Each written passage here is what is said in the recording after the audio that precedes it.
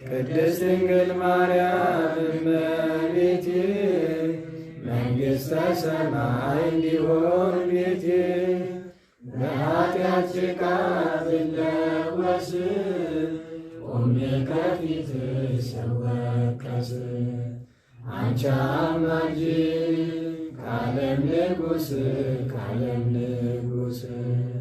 አንቺ አማላጅ ከሰማይ ከምድር ንጉሥ ድንግል ማርያም ሆኚኝ ዋስ እሰግድ ለኪ ቃልሽን ልስማ ጌታ ሆይ እባክህ ልቤን ክፈተው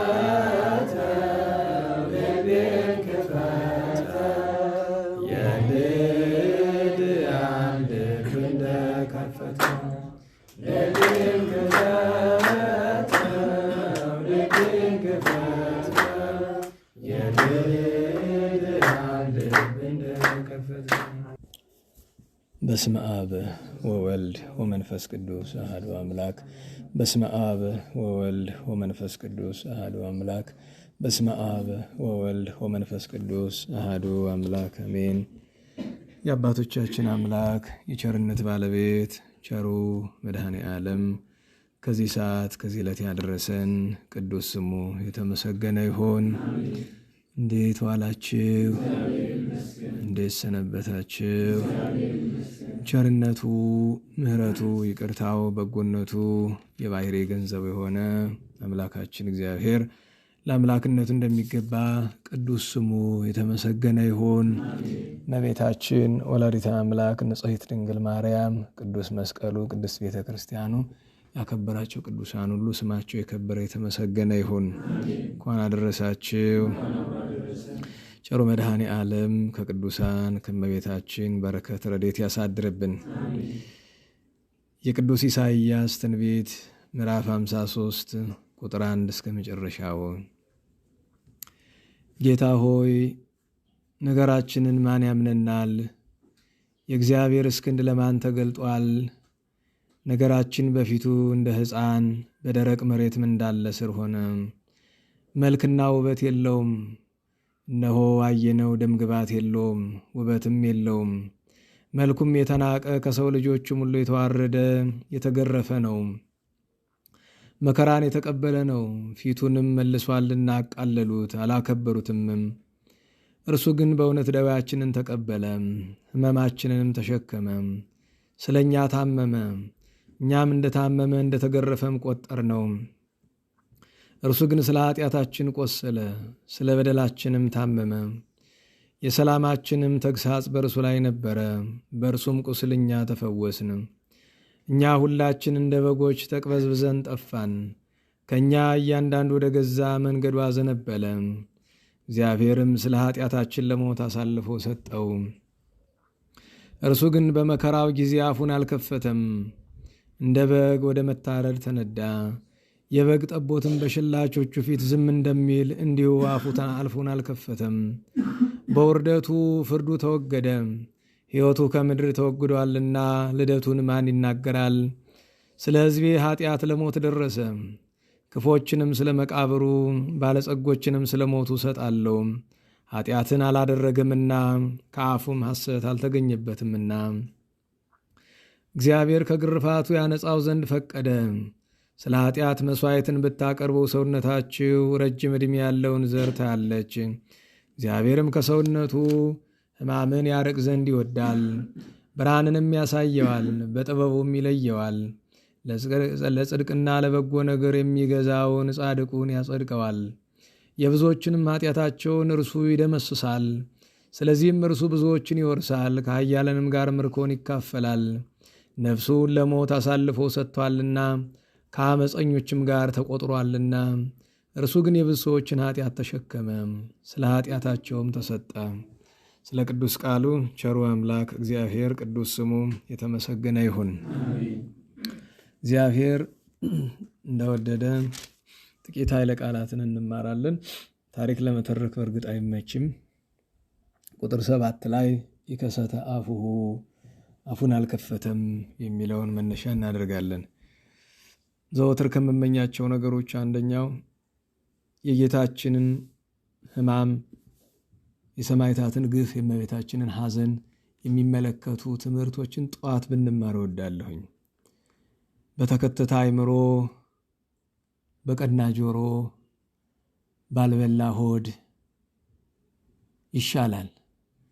እናንተም ተመግባችሁ እኔም ተመግቤ ከመጣሁ በኋላ ሁልጊዜ የጌታችን ሕማማት ለመናገር ይከብዳል። ግን ያም ሆኖ ከሚቀር ጥቂት ነገሮችን እንነጋገራለን። ልዑለ ቃል የተባለ ነቢዩ ቅዱስ ኢሳይያስ መንፈስ ቅዱስ አድሮበት ጌታችን ገና ከመወለዱ መከራ ከመቀበሉ 700 ዓመት በፊት ይህንን ትንቢት ተናግሮታል። በቤተ ክርስቲያናችን ይሄ ደረቅ ሐዲስ ይባላል።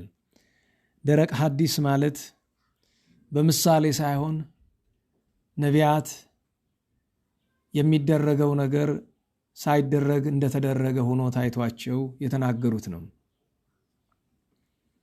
ይህን ኃይለ ቃል አብዛኛው ሰው በጥቅስ ለምዶታል። በየመኪናው በየግድግዳው ተለጥፎ ስለሚታይ ከማዝንባቸው ነገሮች አንዱ መንፈሳዊ ቃላትን ቤታችን ለመለጠፍ ብዙ ሂደት መጠበቅ አለብን። ባለፈው ሳምንት እዚያኛው ጉባኤ አብየ ጊዜ ማህበር ጉባኤ ላይ ለነበሩ ልጆች ነግሬያቸዋለሁ። ቃላትን፣ መንፈሳዊ ቃላትን በጣም ነው የምናዋርዳቸው። ለምሳሌ ይሄ ቤት፣ ይሄ ጉባኤ ቅዱሳት ስዕላት አሉት። መጋረጃ ባንጋርደው፣ ምንጣፍ ባናነጥፍ፣ ጫማ ውልቀን በአጭር ታጥቀን ባንገባ፣ ጸሎት ባናደርስበት ስዕሉን መስቀል ቁጥሩ ከማዋረድ ነው፣ ከስድብ ነው። በየክርስቲያኑ ቤት ተሰቅሎ የምታዩት አብዛኛው ስዕል አድኖ ለቅዱሳት ስዕላቱ ስድብ ነው። ክብር ምስጋና ለእርሱ ይሁንና ከባድ ነው። በሰው እንዳንፈርድ ማን አስተምሮት? ቤተ ክርስቲያኑ ስትገቡ ያው ወንድማችን ዳዊት አለ አይደል? ቄጤማ እየዞረ የሚነሰንሰው ልጅ። አሁን ከሱ የሚሻል ሰው እኮ ከተማችን የላትም። ከተማችን ደህና ሰው አለ ከተባለ አንዱ እሱ ነው አይደል? ከሚያሳዝነው ነገር መካከል አንደኛው ምንድን ነው? ሁልጊዜ ይመጣል እኔ ጋር። እሱ ጋር ማውራት ከባድ ነው። ከባድ የሚሆነው ለምንድን ነው? ከሚያወራው ከግማሽ በላይ ላይገባ ስለሚችል ማለት ነው። ያን ሁሉ ሰዓት ደግሞ ወገብ ለሚያመሰው ቆሞ ማዳመጥ ከባድ ነው። እሱና አባት ሰማ ጋር ማውራት ከባድ ነው። አንደኛ ቶሎ አይጨርሱም፣ እኔ ሳስተምር ቶሎ እንደማልጨርሰው ማለት ነው። ሁለተኛ ነገር የሚያወሩት ነገር ግማሹ አይገባም፣ ምን ለማለት እንደፈለጉ እና ሁልጊዜ መጥቶ የሚለኝ አንድ ነገር ነው። ለምንድን ነው እያየ ዝም የምትል? ከዚህ በላይ ይግደሉኝ። መቼም እንደኔ የሚለፈልፍ የለም አይደል? እንደኔ የሚናገር ሰው አላውቅም ኢትዮጵያ ውስጥ ተቀምጦ ማለት ነው። ይሄ ኩራት ወይ መልካም ስራ ምናምን ነው፣ ምንም ውዳሴ ከንቱ የሚያመጣ ነገር ነው እየሰለማላሱ ነው። እና እንደኔ የሚናገር ሰው ያለ አይመስለኝም። ስናገር ያው አልመርጥም። በነገራችሁ ላይ ያው ማሳወቅ ካለብኝ ያኛውን ጉባኤ ወደ መተው ነኝ። የረቡዕ ጉባኤ እየከበደኝ መጥቷል እና እዚህ በኋላ እዚህ ነው የምንቀጥል። አርባር ምናልባት ቀን መጨመር ካለብን ወይ እዚህ ነው የምንጨምር እንጂ እየከበደኝ መጥቷል። ለምን ቢባል ድሮም አልተቻቸውን ሰዎች ሁሉ መተቸት ጀመርኩ። አዎ ሊነኩ የማይገባቸው ሰዎች፣ በሰውኛ ላይ ሊነኩ የማይገባቸው ማለት በእግዚአብሔር አይደለም። እና ለኔም እየከበደኝ እና መጥቶ ምንድነው የሚለኝ እሱ ቅዱሳት ስዕላት ይሄንን ያክል ሲዋረዱ ለምን ዝም ትላለህ? አይታችሁ ከሆነ እዚያ አብየ ጊዜ በየመስኮቱ የነበሩ ስዕሎች አሁን አሉ የሉ? ማን ያነሳቸው? እሱ ነው። በቃ ቦታ ስጧቸው ብሎ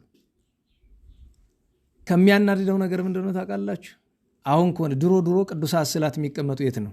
ክብረ በዓል በሚሆን ጊዜ ከቤተክርስቲያን አውደ ምሕረት ላይ ነው። አለቀ። ሳንቲም መስጠት የፈለገ እዛ ይሰጣል። ከውጭ ደግሞ መስጠት የፈለገ ሙዳየ ምጽዋት ይቀመጥለታል ወይ ሰው ይልካል።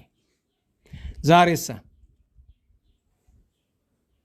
አነሰ ከተባለ ደህና ገቢ ለማግኘት አንድ ደብር 9 ያክል ስዕላትን ማስወጣት አለበት። ለምሳሌ አሁን የእኛን ደብር ትመለከቱት። ከዚህ ከቤተክርስቲያኑ በምዕራብ አቅጣጫ 1፣ በደቡብ 1 ይቀመጣል። ከዛ በምስራቅ 1፣ ይህ እንግዲህ ከዛ ደግሞ በምዕራብ 2 ይሆናል። 4 ግቢ ውስጥ ማለት ነው።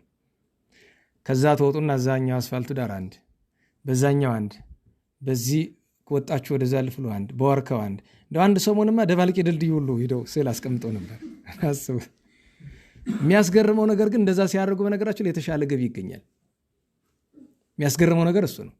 እና እኔ ምንድነው የምገምት በታሪክ ውስጥ የማውቀው አንድ ሰው ነበረ እና በጣም ክርስቲያን ነው የሚባል ነጠላ ለብሶ ኪዳን የሚያደርስ የሚያስቀድስ ነው እና ጎረቤቱ ካህን ናቸው።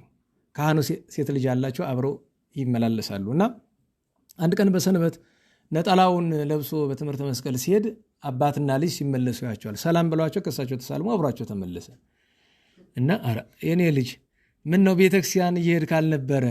አዎ እና ሄድ እንጂ ተሳለም። አይ የሚሄድልንትን ምክንያት መንገድ ስላገኘው ይቅርብኝ ብሎ። ምክንያቱም ያን ሁሉ ኪዳን የሚያደርሰው ቅዳሴ የሚያስቀድሰው እሷን ለማየት ነው። ምክንያቱም እሷ የምትገኝበት ብቸኛው ስፍራ እሱ ስለሆነ ማለት ነው።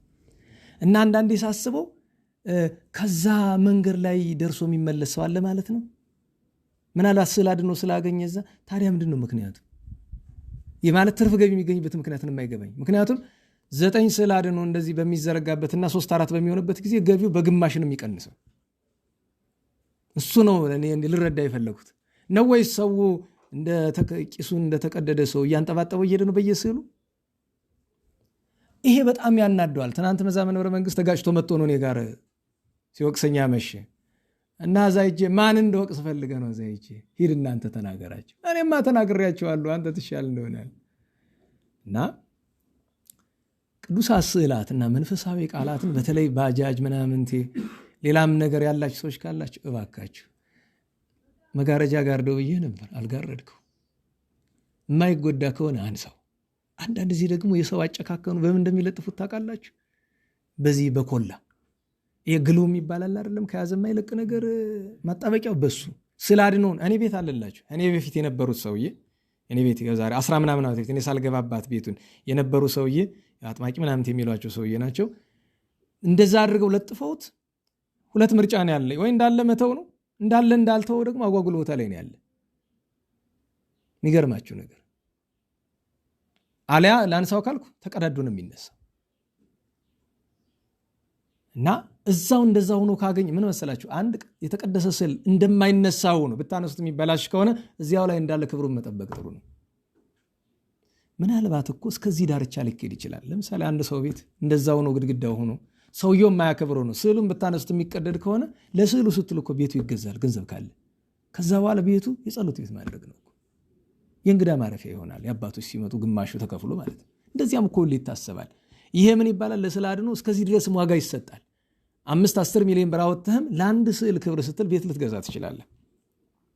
ያን ብዬ ስል ግን ለቅዱሳት ስዕላት ቤት ከመስራት የሚቀድመው ባሪያ እግዚአብሔር የተፈጠረ ሰው በረሃብ እንዳይሞት ማብላት ማጠጣት ነው። ይሄን ደግሞ ብዬ ስል ያን እንደ ትልቅ ነገር እንዳትቆጥሩት፣ ቅዱሳት ስዕላትና ቃላትን ስለማከብር። ይህንን ያልኩበት ምክንያት ይህን ትንቢተ ኢሳይያስ 53 በቤተ ክርስቲያናችን አብዛኛው ምዕመን በስማ በለው የጆሮ ጠገብ ይባላል አይደለም፣ ወይም ጥራዝ ነጠቅ ይባላል፣ በዛ የሚያውቀው ነው። እና ምን ማለት እንደሆነ ግን የሚረዳው ሰው በጣም ጥቂት ብቻ ሳይሆን ኢምንትም ነው። የጌታችን ሕማማት ለመረዳት በጣም ኢምንት ነው ሰው። የምትመለከቱት እያንዳንዷ ነገር ጌታችን ከሰርከ ሐሙስ እስከ ሰርከ ዓርብ ድረስ በ24ቱ ሰዓት የደረሰበትን እያንዳንዱን ነገር እዚህ ቁልጭ አድርጎ ተናግሮታል። አንድ በአንድ እንዘርዝረው ይባል። መድኃኒታችን ኢየሱስ ክርስቶስ ዛሬ የስቅለቱ መታሰቢያ ነው። ጥቅምት 27 የመጋቢት 27 ቅያሬ ነው።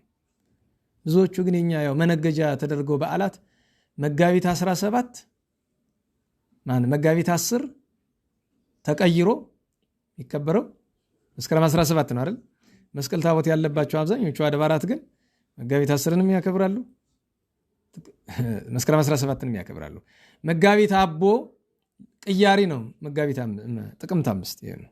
ግን ሁለቱንም ያከብራሉ። ምክንያት የገቢ ምንጭ ስለሆነ ቅድም እየተነጋገረ ነበር። አንዳንዱን ነገር ብንደብቀውም አይረባም ብዬ አስባለሁ። እዚያ ስራ ላይ ያለነ ለምሳሌ እኔ በዚህ ዘመን በቤተክርስቲያን ልማት እየተስብሎ ተብሎ የሚሰራውን ሁሉ እነቅፋለሁ። አገልጋይ እየተቸገረ ኦርቶዶክሳውያን እየተራቡ ልማት የሚባል ነገር የለም። የመጀመሪያ የሚቀድመው ነገር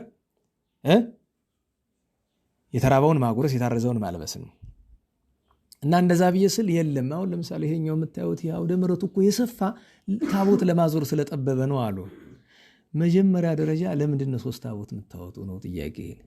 በነገራችን ላይ 3 ታቦት የወጣበትን ምክንያት ብደብቀው ጉዳዩ አጓጉል ስለሆነ ልንገራችሁ።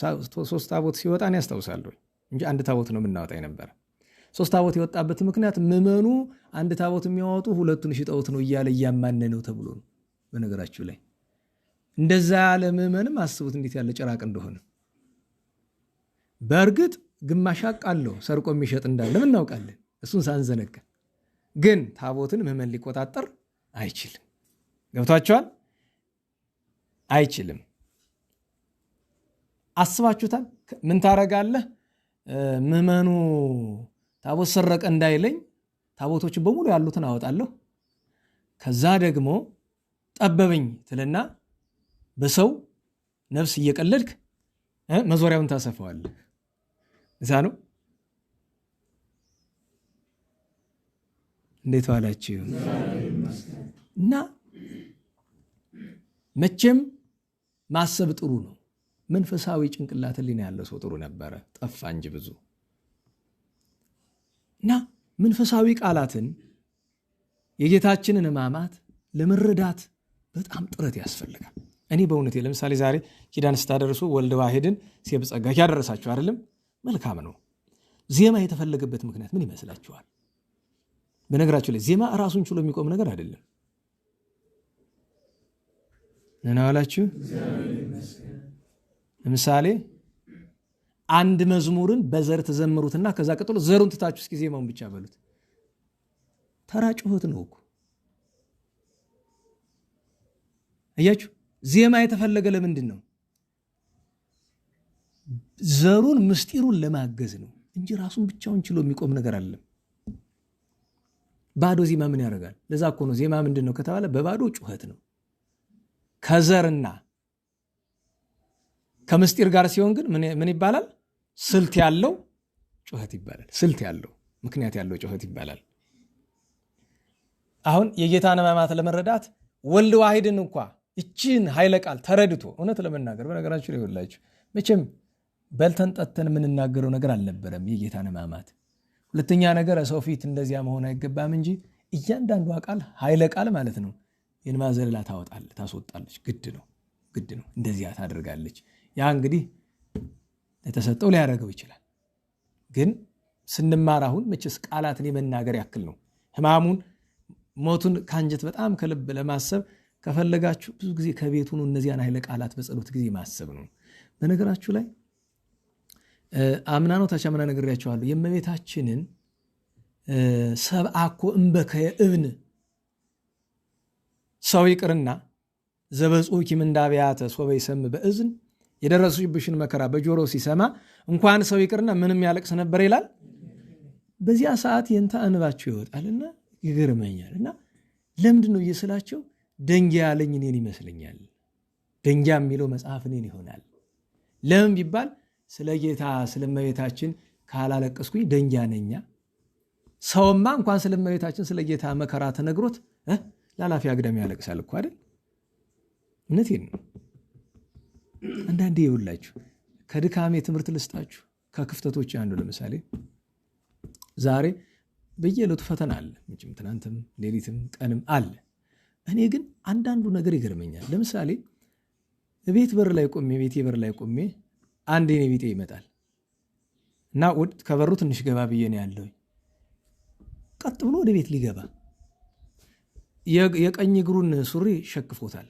የቆሳሰለ የሚመስል የሆነ አካል አለው እግሩ ላይ። እንደዛ አድርጎ ውጣልኝ ብዬ በጣም ነው ያባረርኩት ተበሳይቼ። ምክንያቱም አስቡት እየነገርኳቸው ያሉት ነገር በአንድ ጎኑ እንደ ሰውኛ ያደረገው ነገር ጥሩ ላይሆን ይችላል።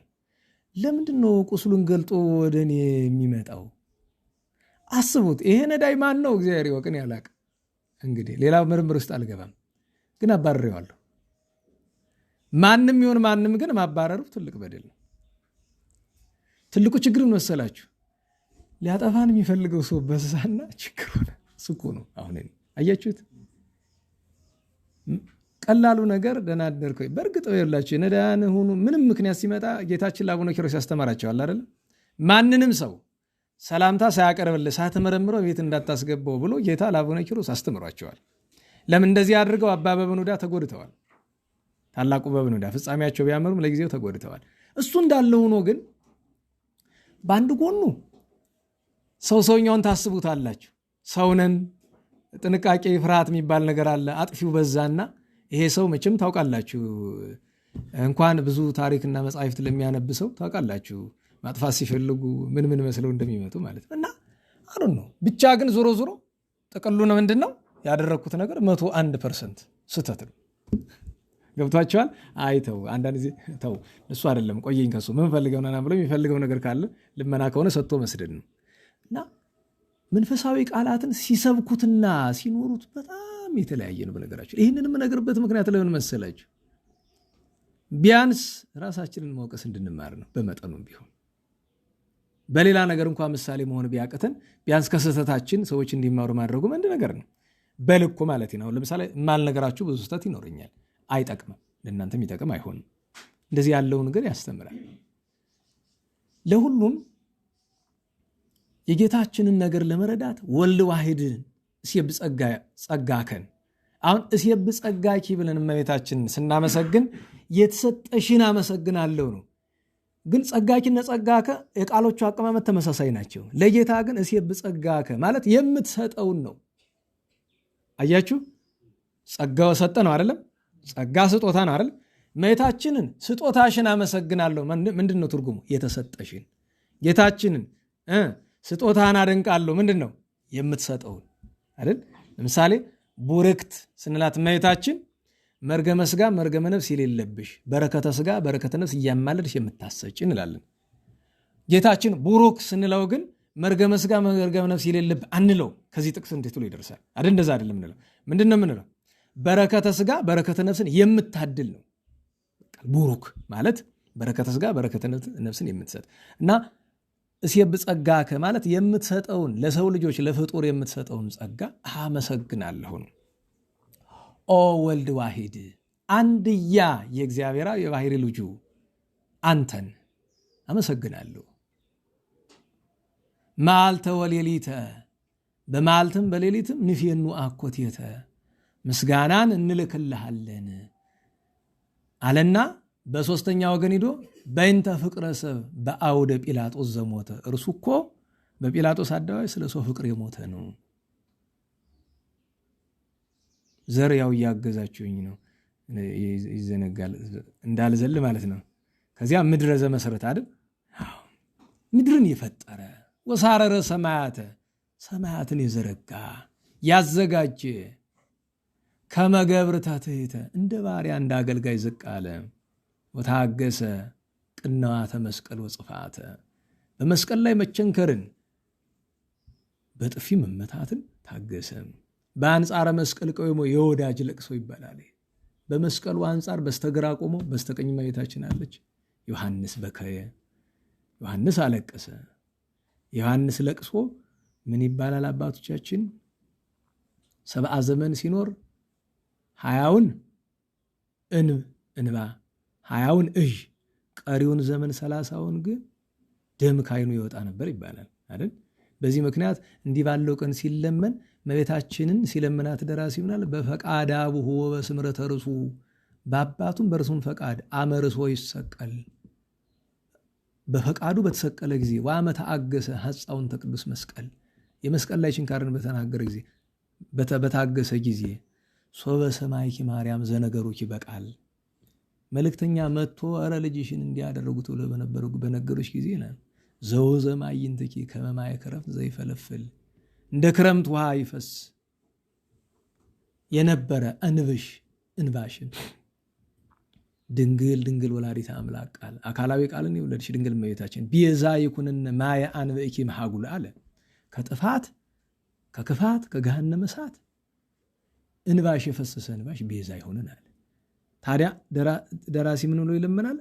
ጌታችንን በሕማማቲከ አለው በሕማምህ በመከራ አለና በክበደ ሐዘና ለእምከ በእመቤታችን በእናትህ በሐዘኗ ክብደት ወበአንብኡ ለዮሐንስ ፍቁርከ በወዳጅ በዮሐንስ በእንባው ብዛት አለ። ቀራንዮውን ሜዳ እመቤታችን ዮሐንስ ወልደ ነጎድጓድና ቅዱሳት አንስት በተለይ አምስቱ ማርያሞች ቅድስት ሰሎሜ ቅድስት ሶስናን ጨምረው በእንባቸው አርሰውታል ይባላል።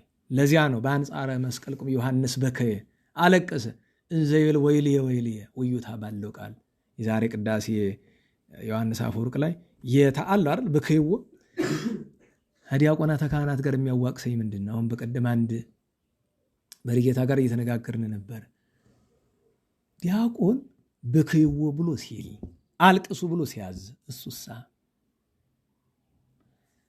በማይሌት ያለ በከይዎ ዙናን እያለ ሲል አንሽም ተቀባይም እሱሳ እኛሳ እኔ እኮ ብሎ ማሰብ ጥሩ ነው እና በከይዎ ካለ በኋላ ይላል ወየው ነው ነገሩ።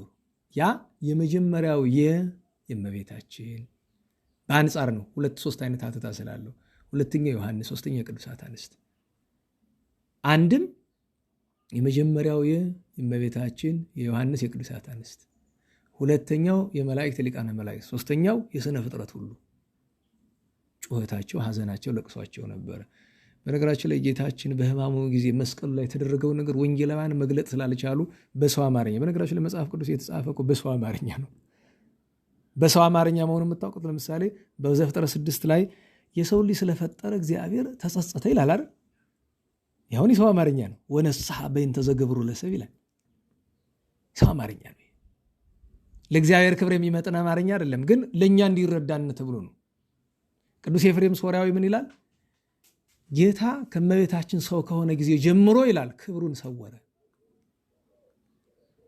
እስከ ትንሣኤው ዕለት ድረስ ክብሩ፣ ከትንሣኤውም በኋላ ክብሩን የገለጠ ለወዳጆቹ ነው። ለምን? የእግዚአብሔርነት ክብሩን አይደለም ጥቂት እንኳን አስረቀ ንስቲተ መለኮቱ ዋው ደቆሙ ለሊያቀቡ ዝሂሮ ይላል አይደለም? በሰለስቱ ምዕት ቅዳሴ ላይ ከመለኮቱ ክብር ገለጠላቸው አይደለም፣ ግን ከግርማው ጥቂት ይገልጥ ይላል። መቃብሩን ይጠብቁ የነበሩት እንደ በድኖ ነው። ወኮኑ ከመአብድንት ያለው ወንጌል በቅዱስ ማቴዎስ እሱ ነው። ቀላል አይደለም እና ሰው እንባ የተሰጠው እንደሆነ በእንባ እንደነ ሊቀ ሊቃውንት ዕዝራ ላደለው ባሉበት መድኃኔዓለም ይጠብቃቸው። መቼም እኔ ችግር አለብኝ። አሁን ደግሞ ኋላ ደግሞ የምተችበት ምክንያት እንዳያመጣብኝ ነው እንጂ ያው ችግር ነው። መቼም እኔ ላልቻለ ደረት እየደቁም ያም ቢቀር ፊት ቅጭም ማድረግ። አባቶቻችን ምን ይላሉ? የሐዘን ጎዳናው ብዙ ነው አሉ። እንባ ብቻ እኮ አይደለም ሐዘን። በነገራችን ላይ እንባ የማይወጣቸው እኮ የሚንከባለሉ ሰዎች አሉ። በጌታ ሕማማት ምክንያት እንባ የማይወጣቸው ግን ሕማማቱን እያሰቡ የሚንከባለሉ ሰዎች አሉ። አታውቁም? ይሄን እግዚአብሔር ያደላቸው አሉ እንደዛ የሚያደርጉ። እዚህ በፊት አልነገርኳችሁም? ድሮ አንድ ሰው ድንጋይ በ27 ድንጋይ እየተሸከመ መንበረ መንግስት ይሄዳል ያልኳቸው። እንዴ እኮ እንባ የለውም ሰውዬው ጨርሶ፣ ግን እንደዚያ ተሸክሞ ይሄዳል። ፈሊጡ ብዙ ነው እኮ። አንዳንድ ሰው እንባ የለኝ እንዴት ሊሆን ይላል? ኧረ ወንድሜ ፈሊጡ ብዙ ነው። ማሰብ ራሱ ጥሩ ነው። እናንዘ ይብል ወይልየ ወይልየ እሱ ነው አማኡተ ከርሱ ከመነድ እሳቱ ያለ በሆዱ ውስጥ ያለ አንጀቱ እንደ እሳት ተቃጠለ ከሐዘን ብዛት የተነሳ። ቀነውኒ ይቤ አለ። ቃለ ዳዊት ነው። ቅዱስ ዳዊት በጌታ ተገብቶ ቀነውኒ እጄን እግሬን ቸነከሩኝ እደዌ ወገሬ ወለቁ ኩሉ አይጽም። እንዲያውም ደራሲ ምን አለ? ማይዜ ቀነው እገሪሁ ወእድዎ ስቅለተ ክርስቶስ እግዚ ከማያጠይቅ ፈቂዶ ይለዋል። ይህንን ያለ ስለ ክርስቶስ ነው እንጂ ዳዊት መቼ ተቸንክሯል? አንድም ቀን ተቸንክሮ አያውቅም። የጌታን ነገር እየተናገረ ነው።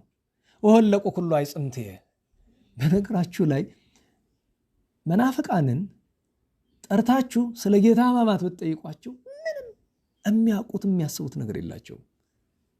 እስኪ እንደ አንድ ፕሮቴስታንት እንደ ልብ ያለው ብታገኙ ቅዱስ ዳዊት እጄን እግሬን ቸነከሩ አጥንቶችንም ቆጠሩ ያለ ለማን ነው ብለው እስቲ ለጌታ ነው ካለ ታዲያ በወንጌል ላይ አጥንቶቹ እንደቆጠሩ ይነግረናል አይነግረንም አይደል? ቅድም በሰው ቋንቋ አላልኳችሁ?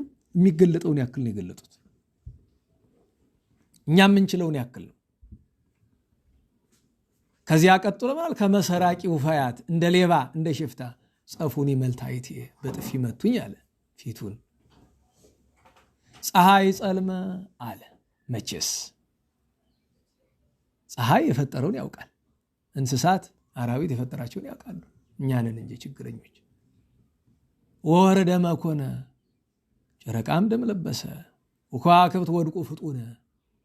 ይህንን ቅዱስ ጎርጎርዮስ ወከዋክብት እምበየ ብርሃኖሙ ተአርቁ ብሎ ያቀናዋል። ብርሃናቸው እነሱ ሲል ነው። አንድም እሱ ባወቀ እሱ ወደ ላካቸው ቦታ ወደቁ።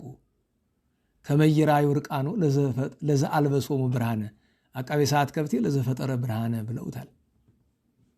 ምስጢሩ አንድ ነው።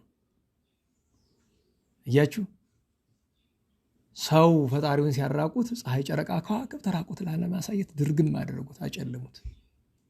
ታዲያ ቅዱስ ጳውሎስ ለዕብራውያን ሲጽፍላቸው የተናገረው በምዕራፍ 12 ነው የተናገራል። ሀፍረተ መስቀልን ታገሰ ይለዋል አይደል? ሀፍረተ መስቀል ይለዋል። ሀፍረተ መስቀል ከተባሉት መካከል ከባዱ ነገር መራቆቱ ነው። ከለሜዳ አገልድሞ መሳሌ ጀመረ ዮሐንስ ወልደ ነጎድጓድ ነው ጌታ ካረገ በኋላ እና ፀሐይ ጸልመ ወረደ መኮን ከመይራዩ ርቃኖ ለዘፈጠረ ለዘአልበሶሙ ብርሃነ አለ። እምግብረ ግንፋለ ሙስና አለ። ያው በግብፅ እያሉ ግንፋል ምንድን ነው? ጡብ እንበለው ጡብ ስራ ግብረ ግንፋል። ይሄ ግንብ የሚሰራበት የሚቦካው ይሄ በሳት እየጤሱ ሸክላ ስራ እንበለው እነዚያ። ይሄ ራምሴ ጋምሴ የሚባሉ ከተሞች ግብፅ ከምትዋቸው ፒራሚዶች አብዛኛውን የሰሩት ግብፃውያን ናቸው ይባላል። በባርነት እያሉ እንዴት ነው ሲሰሩት የነበረ? ወዛቸው እንባቸው እኩል እየተንጠፈጠፈ ሴት ስትወልድ እርገጪው እየተባለች በሰው ደም ጭምርን የተሰራ አይደለም። እምግብረ ግንፋለ ሙስና ከዚያ ከመጥፋት ለዘመርሆሙ መዓልተ በደመና በመዓልት 7 ደመና የጋረደ በሌሊት በአምደ ደመና ይመራቸው።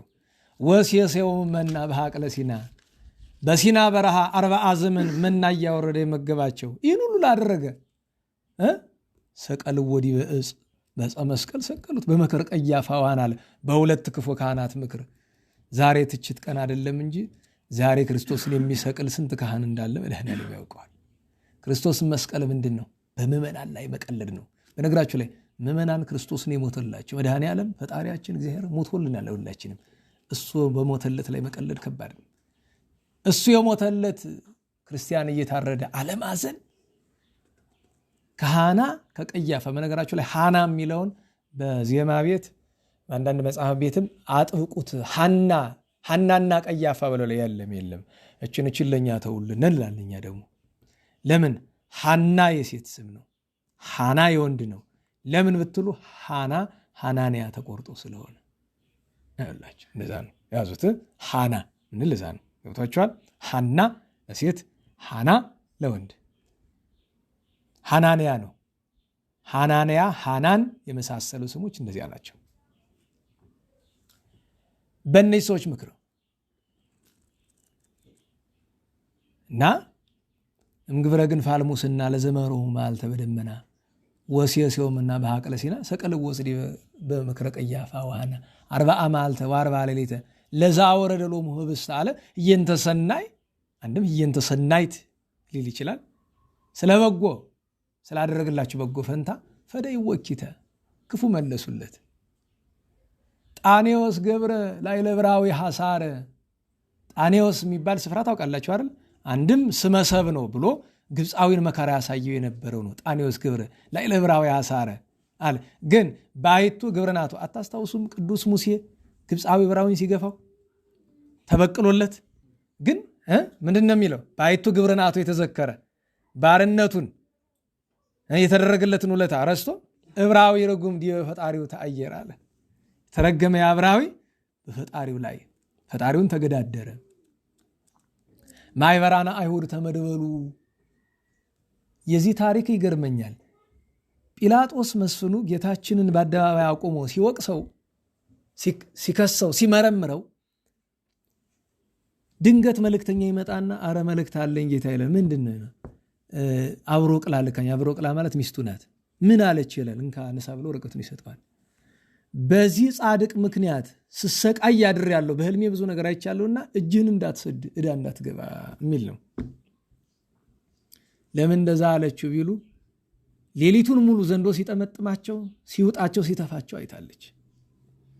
ጠዋት ቢነጋ 2 ዲዳ ልጆች ነበሯቸው። ጆሮአቸው የማይሰማ አንደበታቸው የማይናገር ማለት ነው። ጆሮአቸው ተከፍቶ አንደበታቸው ረጥቶ የንጹህ ደም ለሚያፈስ ለዚያ ባልሽ ወዮለት ብለዋታል ይባላል። እነዚህ ሕፃናት ማለት ነው። የአደራ ብላ ላከች። የዚያን ጊዜ እሱ ጌታችንን ለማዳን ጲላጦስ የሰራቸው ስተቶችም አሉ፣ በጎም አድርጓል።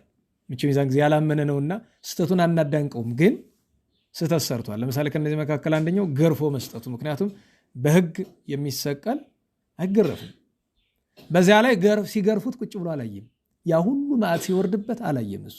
ምክንያቱም ቁጭ ብሎ የፈረደውን 40 ማስገረፍ ነበረበት፣ ቢሆን እንኳ ማለት ነው። ሎቱ ስብሐት ብቻ ይህን ሁሉ ካደረገ በኋላ ማትረፍ ስለፈለገ የተጠቀመው ስልት ምንድን ነው? ከእስራኤላውያን ወገን የብዙ ሰው ደም ያለበትና እስራኤላውያን አንዱ ነው ተስማምቶ የሚጠሉት በዚያ ዘመን አንድ ሰው አለ፣ በርባን የሚባል ሽፍታ ነው። በገበያ መካከል ሁከት አስነስቶ ይሄ አመፅ ምናምን ያደርጉ ብዙ አስገድሎባቸዋል። ስለዚህ ጌታን ለማተረፍ የተጠቀመበት መንገድ ምንድን ነው? ከበርባንና ከኢየሱስ ክርስቶስ ምረጡ አላቸው። ግን አይሁድ ክፉዎች ናቸው። እንደኛ ዘመን ሰው እንደሁላችን ማለት ነው። ማንን መረጡ? በርባንን መረጡ። ክርስቶስ የተባለ ኢየሱስ ምን ላድርገው ቢሉ ስቀለው አሉ። ኧረ ተው ቢላቸው አፈድፈዱ ጸሪ ኃይል አላደል እየጮሁ በቃ ስቅሎ ማለት ነው። ከዚያ በኋላ ውሃ አምጥሉ ቢሉ በፊታቸው ከዚህ ጻድቅ ሰው ደም ንጹህ ነኝ ብሎ ሲታጠብ ምን አሉ? ከዚህ ቀጥሎ ያለው የነሱ ንግግር ነው። ማይበራን አይሁድ ተመድበሉ ለሰቂል አምላክ ተመሃሉ አለ። በነገራችሁ ላይ በሌሊት ነው ተማምለው የመጡ። መሃላው ሌሊት ተማምለው ጨርሶታል። ምክንያቱም ወጸቢዮ ተማከሩ ሊቃነ ካህናት ይል ማቴዎስ ወንጌል ምዕራፍ 27 ቁጥር 1 ላይ።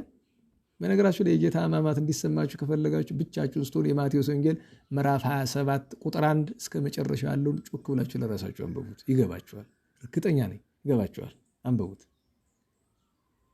በደንብ። የጌታ ሕማማት ከተዘረዘረባቸው ክፍሎች አንዱ እሱ ነው።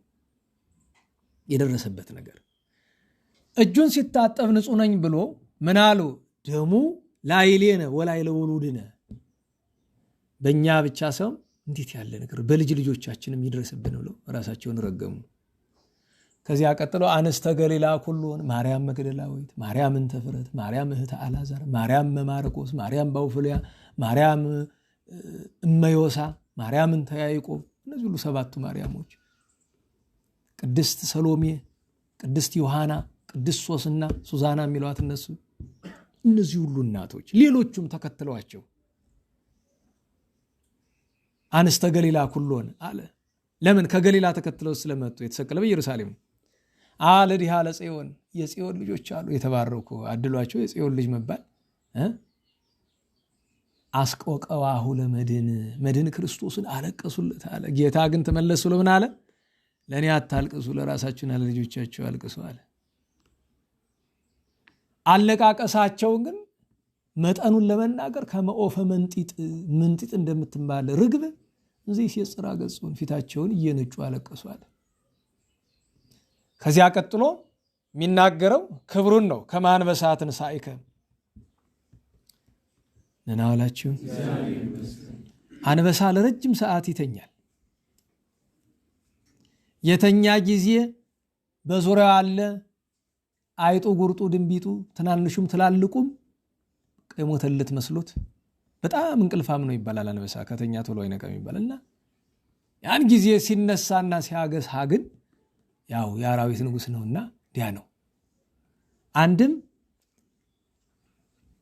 ደቦል ትሉታላችሁ በለማት ደቦል አለ አይደል? የአንበሳ ደቦል በተወለደ ጊዜ ጉልበት አቅም አይኖረውም አባቱ ድምፅ እስኪያሰማው ድረስ ይባላል።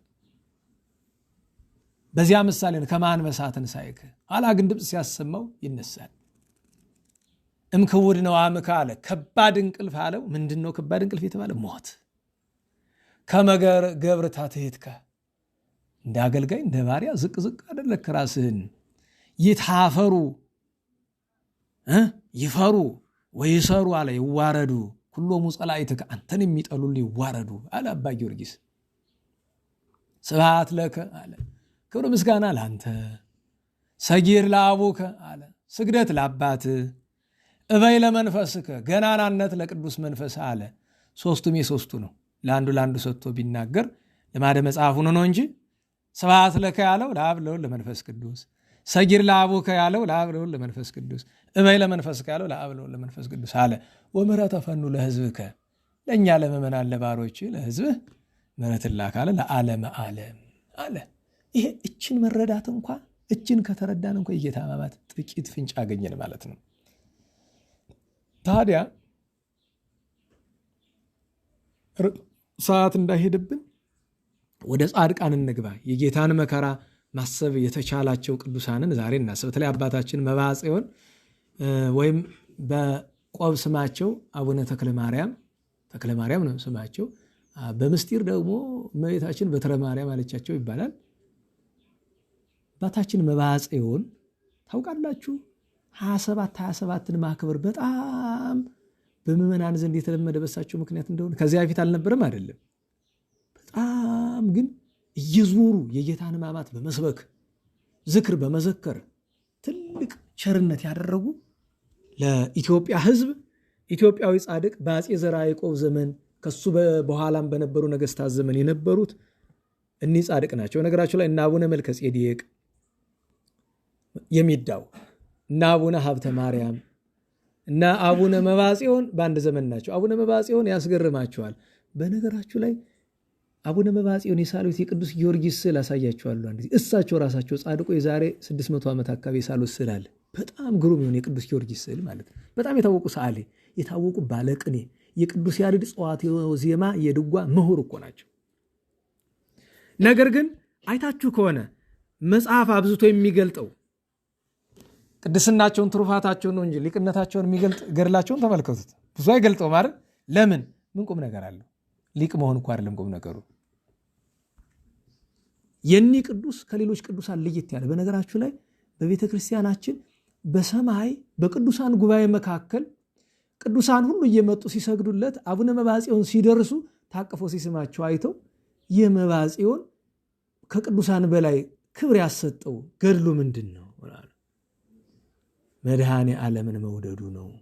ከመውደዱ የተነሳ ይላል 3 አይነት ዝክር ነው አባታችን መብዓ ጽዮን የሚያደርግ።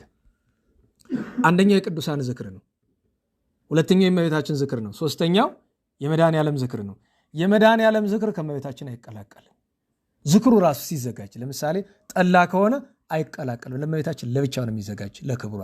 ለመድኃኔ ዓለም ለብቻ ነው። እሱ ፈጣሪ ነው እንደ ፈጣሪነቱ፣ እመቤታችንም የአምላክ እናት ናት እንደ አምላክ እናትነቷ። ቅዱሳንም እንደዛ ነው። ደቀ መዛሙርቱ ምን ይሉ ነበር? አቡነ መብዓ ጽዮን ልጆች የጌታን ዝክር ከቅዱሳን ዝክር እንዳትቀላቀሉ ለራሱ። ኋላ ደግሞ እሳቸው የጸለዩትና ለደቀ መዛሙርትና ለምዕመናን እየዞሩ ሸዋ ነው ተወልዶ ያደጉ፣ ግን በብዙ ስፍራ ዞሮ አስተምረዋል እስከ ደብረ ዳሞ ድረስ። ምን ይሉ ነበረ? ጌታዬ ጻድቃንን ነቢያትን ሐዋርያትን አስቦ መዘከር ዘተወክፈ ነቢይ በስመ ነቢይ ብለህ መዘከር፣ ጻድቃንን ስማቸውን ከስም አንድ አድርጎ ጠርቶ መዘከር እነሱ የወረሱት መንግሥተ ሰማያት የሚያስገባ ከሆነ ስላንተ ብዘክርስ አሉ። ጌታ መጥቶ ምን አላቸው? 5000 ነፍስ እንድታወጣ ፈቅድልሃለሁ ከሲኦል። ይህን ያክል ነው። አሁን ይህ ሲባል አንዳንድ ሰው ይላል እንዴት እንደዚህ ማድረግ እንዴት ይችላሉ ይላል። ጥቅስ አለን። መቼም የዘመን ሁሉ ሰው ጥቅስ አይደለም የሚፈልግ። አማን አማን አመለክሙ ዘያምን በግብር ዘአነ ገብሩቱን ይገብር። በቃ ምን እየተፈናፈናለህ? አለቀ። ጌታ ከሲኦል ነፍሳትን አውጥቷል አይደለም? በቃ እኔ ያደረኩትን ታደርጋላችሁ አለ። ምን ትሆን? ረዳ ገባን። ለምን ዳኑ? ምቀኝነት ነው። ያኔ እኮ እዛ ሲኦል ወድቀህ የሚያወጣኝ ከቅዱሳን መካከል አንዱ ይገኝ ብለህ እንደነው እኮ ታለቅስ ይሆናል። ይጠልኮ ነው። ይሄ ለየት ያደርጋቸዋል። ስለዚህ ቅዱስ ለመነጋገር ወላጆቻቸው ልጅ አጥተው ይኖሩ ነበር። አባታቸው አገረ ገዢ ነው፣ ግን እመቤታችን በጣም የሚወድ ጌታችንን የሚያከብር ነበር። እናትና አባቱ በነገራችን ላይ በእናቱም በአባቱም ስም ላይ ጽዮን የሚል ቃል አለ። በሱም በሶስቱም በእናቱም በአባትም በልጅም ስም ላይ ጽዮን የሚል አለ። ሀብተ ጽዮን አባት፣ ጽዮን ተኩና እናቱ ናቸው። ልጅ አጥተው እግዚአብሔርን ለምነው ልጅ ሰጣቸው። ማን አሉት? መብዓ ጽዮን። ተክለ ማርያም ያሉ ያመነኮሱት ቅዱስ ጻድቅ ሰው ናቸው። ለምን ሄደው ስም ማን ይባላል? መብዓ ጽዮን። ኧረ ከባድ ስም ነው፣ ገና ልጅ ነህ፣ ይከብድሃል። ይሄ ስም ልቀይርልህ ብሎ ምንጊዜም ሲመነኩሱ ቅዱሳን ስም ይቀየርላቸዋል። በነገራችን ላይ በክርስትና መምህር ስም መቀየር ይችላል፣ አመንኳሽ ስም መቀየር ይችላል። ከጻድቃን ታሪክ ውስጥ ለምሳሌ አባ ዘግሩም የሚባሉ ጻድቅ አሉ አይደለም። አባ ዘግሩም ያላቸው 44 ቅዱሳን ናቸው። ለምን 44 ቅዱሳን እንግድነት ሊጠይቋቸው መጥተው ለ44 ሁሉ በዓት ሰጧቸው። ግን በ44ቱ ቅዱሳን በዓት በር ላይ እንዳይደክሙ ብሎ ውሃ ፈለቁላቸው እና ወጥቶ ያንን አይቶ ግሩም አሉና ዘግሩም ትባላለህ ብሎ አላቸው። ኋላ ሊመነኩስ ወደ ማን ይሄዳሉ? ወደ አባ ብሶይ። አባ ብሶይ ማለት የአቡነ ገብረ መንፈስ ቅዱስ ረድ ናቸው። አባ ብሶይ ሲያመነኩሳቸው ዕጣ ወጡላቸውና ከእነዚህ መካከል ዕጣ አውጣ ስምህ ሊቀየር ነው አላቸው። ስሜን ይተውልኝ ባክዎት ቅዱሳን ያወጡልኝ። የለም አመንኳሽ ነኝ መብት አለኝ እቀይርብሃለሁ። አይ እምቢ ካሉኝ ብላው ሲያወጡት ማን ይደርሳቸዋል? አብርሃም። አይ ጥሩ ስም ሰጠኝ። ለምን? አባ ዘግሩም የማዕረግ ስማቸው ምንድን ነው? መጋቤ ምናምን አይደለም፣ ሊቀ ምናምን አይደለም። የማዕረግ ስማቸው ምንድን ነው?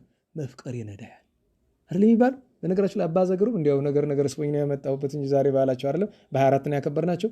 አባ ዘግሩም ቆመው እየጸለዩ የሆኑ ስራ እየሰሩ የሆኑ ሰው ይመጣ የራሳቸውን ብቻ አይደለም ከቤት ሌላ ሰው ያስቀምጠው ምግብም ልብስም ካል ይሰጡበታል እስኪጣሏቸው ድረስ። እና ሁል ጊዜ ደቀ መዛሙርት ሲመጡ አባ ዘግሩም እንዴት ነው የሚገኙ? ራቆታቸው። ለምን? የኔ ቤት እየመጣ እየወሰዱ እና ደስ ነው የሚላቸው።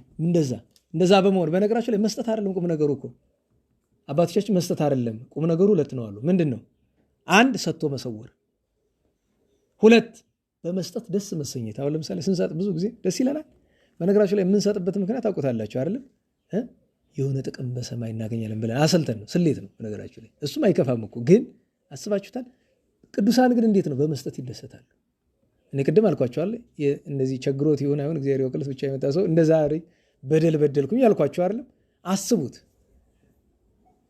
ተበሳጭተን መስጠት በምንም ሁኔታ ጥሩ ነው፣ ግን የበለጠው እሱ ነው። እና አይ በቃ ይሄ መንፈስ ቅዱስ የሰጠኝ ስም ነው ብለው አሁን በስመ መንታ ሆነና በሁለት ስም ይጠራሉ። ምን ይባላሉ? አባ ዘግሩም አብርሃም ተብሎ ቀረ አይደል? ዘግሩም በታምራቱ አብርሃም በደግነቱ ይባላል። ዛሬስ በዚህ ስሙና ግብሩ የተስማማለት ሰው እንዲገጥመን እንመኛለን። ለሁሉም አቡነ መባጽዮን በልጅነታቸው ገና 3 ዓመት እንዳለፋቸው አንድ እንግዳ መነኩሴ ቤታቸው መጥቶ ያድራል። ያ እንግዳ መነኩሴ የማይለያት ስዕል አድኗለች። የገበታ ስዕል ታውቃላችሁ? አላ እኔ ያሳያችኋለሁ። የገበታ ስዕል አለች። ሰው መንገድ ሲወጣ ይዟት የሚወጣ ግን ንጽህና ትፈልጋለች። ንጽህና የሌለሱ እንኳን የገበታ ስዕል በማተብ ተሰርቶ አንድ ሰው አመጣ እና ይቅርታ አድርግልኝ እንደዚህ አልመጥንም ውሰድልኝ ለምን የሚባል የገበታ ስዕል አንደኛ ንጽህና ይፈልጋል። ታዲያ እንግዲህ ማተብና መስቀል እሱም የአካላችን በነገራችሁ ላይ ማተብ የማይወልቅበት ምክንያት ታውቃላችሁ? ማተብ አፋዊ ነገር ቢሆን ኑሮ መውለቅ ነበረበት። ስንበድል ማውለቅ ነበረብን። ይሄ ማተብና መስቀል አንገታችን ላይ ያለው የአካላችን ክፍል ነው ራሱ። ለዚያ ነው ምንም ብንበድል አይወልቅም። የፈለገ ቢሆን ምንም ብንሆን እንዲወልቅ አይፈልግም። ይሄ ፈለገ ቢሆን ያ ስለ አድኖ ግን በአፋ ሆኖ ልናከብረው የሚገባ ነገር ነው። አላ ደግሞ ሰማ ያ ቅድስና ያላቸው አባቶች ሲያስሩት ከአባት ወደ ልጅ መጥቶ ነው። ኧረ ለምን ነው ይስጡት? የማይሆን ነገር ነው ያለ ነገር ወደ እኔ ሊመጣ አይችልም። በእርግጥ ታምሜ ያለ ጭንቅ ስለነበረ እስከምድን ድረስ ማሰሩ ግድን ነበረ። ምክንያቱም ለዛ ነው የመጣ። እመቤታችን ስዕለ አድኖ ነው በውስጡ ያለው። ቅዱስ ጊዮርጊስና እመቤታችን ያሉበት አንገት ላይ ያለ አባቶች በበረሃ ሲዞሩ ያንን አንገታቸው ላይ አድርገው ነውና ለፈለፍኩ ብዙ አይደል ችግር የለውም። እንዴት ዋላችሁ? ያ መነኩሴ ያችን ስዕል ረስቷት ሄደ። አደረበት ቤት እየዳ ሄዶ ማን ያገኛታል? ሕፃኑ መባጽዮን አቅፎ ምግብ አይበላ ውሃ ይጠጣ አስቸገራቸው። ጥጦት አይጣ ከስዕሏ ጋር ጨዋታ ስላችሁ እየጣላት እያነሳት አይደለም፣ በክብር ነው። ታቅፏት ነው የሚውል ታቅፏት ነው የሚያድር። ከዚያ እንዳይቀሙት በጣም ሊያለቅስ ሆነ። ገበያ አባቱ ሲሄድ ሀብተ ጽዮን ያን መነኩሴ ያገኘው አንተ አቤት እኮ የከበረ ዕቃ ትተሄዳል። ምን? የእመቤታችን ስዕለ አድኖ እና ታዳጊ ልጅ ያለኝ ሕፃን ልጅ በቃ ይዞ አለቃታልና ና እባክህ ንብረቱን ስድ። የሰው ንብረት አስቸጋሪ ነው ለው ሲለው አይ አልመጣም አልወስዳትም። ለምን? ከያዝኳት አንስቼ ረስቻት አላውቅም። ለመጀመሪያ ጊዜ ነው የረሳዋት፣ ለመጨረሻውም ጊዜ ነው። ለምን? ከእኔ ይልቅ እሱን ወዳ ነውና እሱ ጋር ትኖር ነው። የእመቤታችን ፍቅር ገና በልጅነቱ ነው ያደረበት። ከዚያ በኋላ ሲያድግ ሙሽርነት አሉት፣ አግባሉት፣ እምቢ አለ። ትምህርት ቤት ገባ፣ መነነ፣ ብዙ ትሩፋት ብዙ በጎ ነገር ሰራ። አባታችን አባ መባጽዮን በገድላቸው ላይ እንደሚል ኃይለ ቃል ታገኛላችሁ። መባጽዮን ይነን ከመነኮሰ ቀን ጀምሮ በእግሩ ጫማ አድርጎ አያውቅም። ምንጣፍ አንጥፎ መሬት ላይ ተኝቶ አያውቅም። በፈረስ ላይ ተቀምጦ አያውቅም ይላል። እቺ ነገር ታስገርመኛለች። ይኸውላችሁ ምናኔ ይባላል። ምናኔ የሚያስብ ሰው እነዚህ ነገሮች ሁሉ ማሰብ አለበት። ምክንያቱም መነኩሴ ጫማ የሚለብስበት እድሉ ጠባብ ነው። እንደዚህ ያለ ነገር አለ። አባታችን መባጽዮን በዲቁና ነበረ መጀመሪያ። በዲቁናም እያለ መቁረብ ሲፈልግ እዚያ አይቆርብም ነበረ። መላእክት እየመጡ በደመና እየጫኑ ኢየሩሳሌም እየወሰዱ ነበር የሚያቆርቡት። ነገር ግን ቅስና ተቀበለ ብሎት ጌታችን ቅስና ተቀበለ። ከማን? ከአቡነ ገብርኤል። አቡነ ገብርኤል ማለት በአፄ ዘርዓ ያዕቆብ የነበሩት ጳጳስ ናቸው። ከሳቸው ቅስና ተቀብሎ ቅዳሴ ከካህናት ጋር ገብቶ ካህኑ ወንጌል ሊያነብ ሲወጣ ያው እንደሚያውቁት እርሶ አስመልካችሁ ነው አይደል የሚቀር እና መንበሩ ላይ ያለው መስዋዕት ሲንቀሳቀስ ደነገጠ። ከዚያ ቅዳሴው ሲያልቅ አንዳንዱ ነገር ምስጢር ነክ ስለሆነ ለመናገር የሚከብድ ነው። ግን ዙሮ ታውቃላችሁ አይደል? በዚሁ በነገራችሁ ላይ ስርዓት ላስተምራችሁ። ስጋው ደግሞ በምትቀበሉበት ጊዜ ሌላው ስርዓት እንዳለ ሆኖ ካህኑ ሲያቀብላችሁ ከቅዱስ ቁርባኑ በጥርሳችሁ አታላምጡት፣ ዝም ብላችሁ አጡት። በጣም ካስቸገራችሁ በዚህ በትናጋ ውስጥ ከጥርስ በላይ ባለው ስፍራ አለ አዙሩት፣ እዚያው ላይ እስከሚርስ ድረስ። ከዚያ በኋላ ዋጡት። ለምን ይመስላችኋል? ሌላ ዝርዝር ሀተታውን ምስጢረ ቁርባን ወደፊት ከተማርነ እነግራችኋለሁ። አንዱ ምክንያት ግን በገድለ አባ መባጽዮን እንዲህ ይላል። አባ መባጽዮን ከቆረቡ ሰዎች መካከል አንዳንዶቹ ሲያላምጡት ያሉ ከመንበሩ ማዶ እመቤታችን ስታለቅስ አዩአት። ሄደው እመቤቴ ምን ሆንሽ? ምን አሉ? አታይም ልጄን የሚያረጉትን በቀራንዮ የተደረገው ላይ በቃ ብላ አብረዋት አለቀሱ ይላል። ለስጋው ደግሞ መጠንቀቅ ጥሩ ነው። በጣም ፈርተን እንድንርቀው አይደለም፣ ግን በማክበር መያዝ። በተለይ ክህነት ያለን ሰዎች ደግሞ ታውቁታላችሁ ለምን እንደዚህ እንደምላችሁ። ያው እኔና እናንተ እናውቀዋለን። አንዳንዴ አባቶቻችን ምን ይላሉ? መለማመድ ያደፋፍራል እና ቤተ መቅደሱን ብዙ አትልመዱት፣ አለ ስራ አትግቡበት። በነገራችሁ ላይ ስትገቡ ባጭር ታጥቃችሁ ሰግዳችሁ 3 ጊዜ ተሰግዶ ነው የሚገባ። ምን ብሎ አይገባም። ለመቃብሬ ከመካነ ምስጢር ጎልጎታ ብላችሁ መቅደዜ ይከለልዋ ብላችሁ የሚገባ። ለምን መቅሰፍት ይመጣብናል። እና እንዲህ ያለ ነገር ነበራቸው አባታችን አባ መባጽዮን። የተመሰገኑበት ትልቁ ነገር ምንድነው? በዚያ ሁሉ በነገራችን በዚያ ሁሉ ገድል እየኖሩ በዚያ ሁሉ ቅድስና እየኖሩ ነገር ግን የእመቤታችንና የጌታችን ዝክር አያስታጉል። በተለይ ደግሞ ከጥቅምት በላይ የመጋቢት መድኃኔ ዓለምን ሲያከብሩ ልክ ሰርግ እንዳለባት ሙሽራ ነው የሚሆኑት። በደስታ ነው ያዘጋጃሉ። ታዲያ ዝክራቸውን ይዘው የሚወጡት ነው ገበያ ላይ ነው የሚዘክሩ። ታዲያ እዛ ገበያ የማይመጣ ሰው የለም። የሚመጣ ምኑ ነው? እጅ የሌለው እግር የሌለው አይን የሌለው ሁሉ ነው የሚመጣ። ምክንያቱስ ጠላውን እዚህ በፊት ነግሬያቸዋለሁ አይደለም? በነገራችሁ ላይ እዚያ እስቲ ስንጨርስ እዚያ አካባቢ ዝክር እንዲያመጡልን የአቡነ መባጽዮን እዚህም ካለ እንቀምሳለን። ግን የአቡነ መባጽዮን ዝክር የሚገኝ መንበረ መንግስት ነው። ይሄን ሊቀ ሊቃውንት ናቸው የሚዘክሩ። እና አንድ ጊዜ የዛሬ ስንት ዓመት ነው ቁጭ ብዬ አዩኝና ጠላ ጠጣ እንጂ ብለዋል። አይ እኔ ጠላ ጠጥቼ አላውቅም፣ አልኮል ነገር አልወድም። ኧረ የተማረክ ተመስለኝ ነበረ፣ ለካ ሞኝ ነህ። እንዴት አልኳችሁ? በገድለ አባ መባጽዮን ያለውን አታውቅም? ኧረ አውቃለሁ የኔታ። እና ምን ልትል ነው?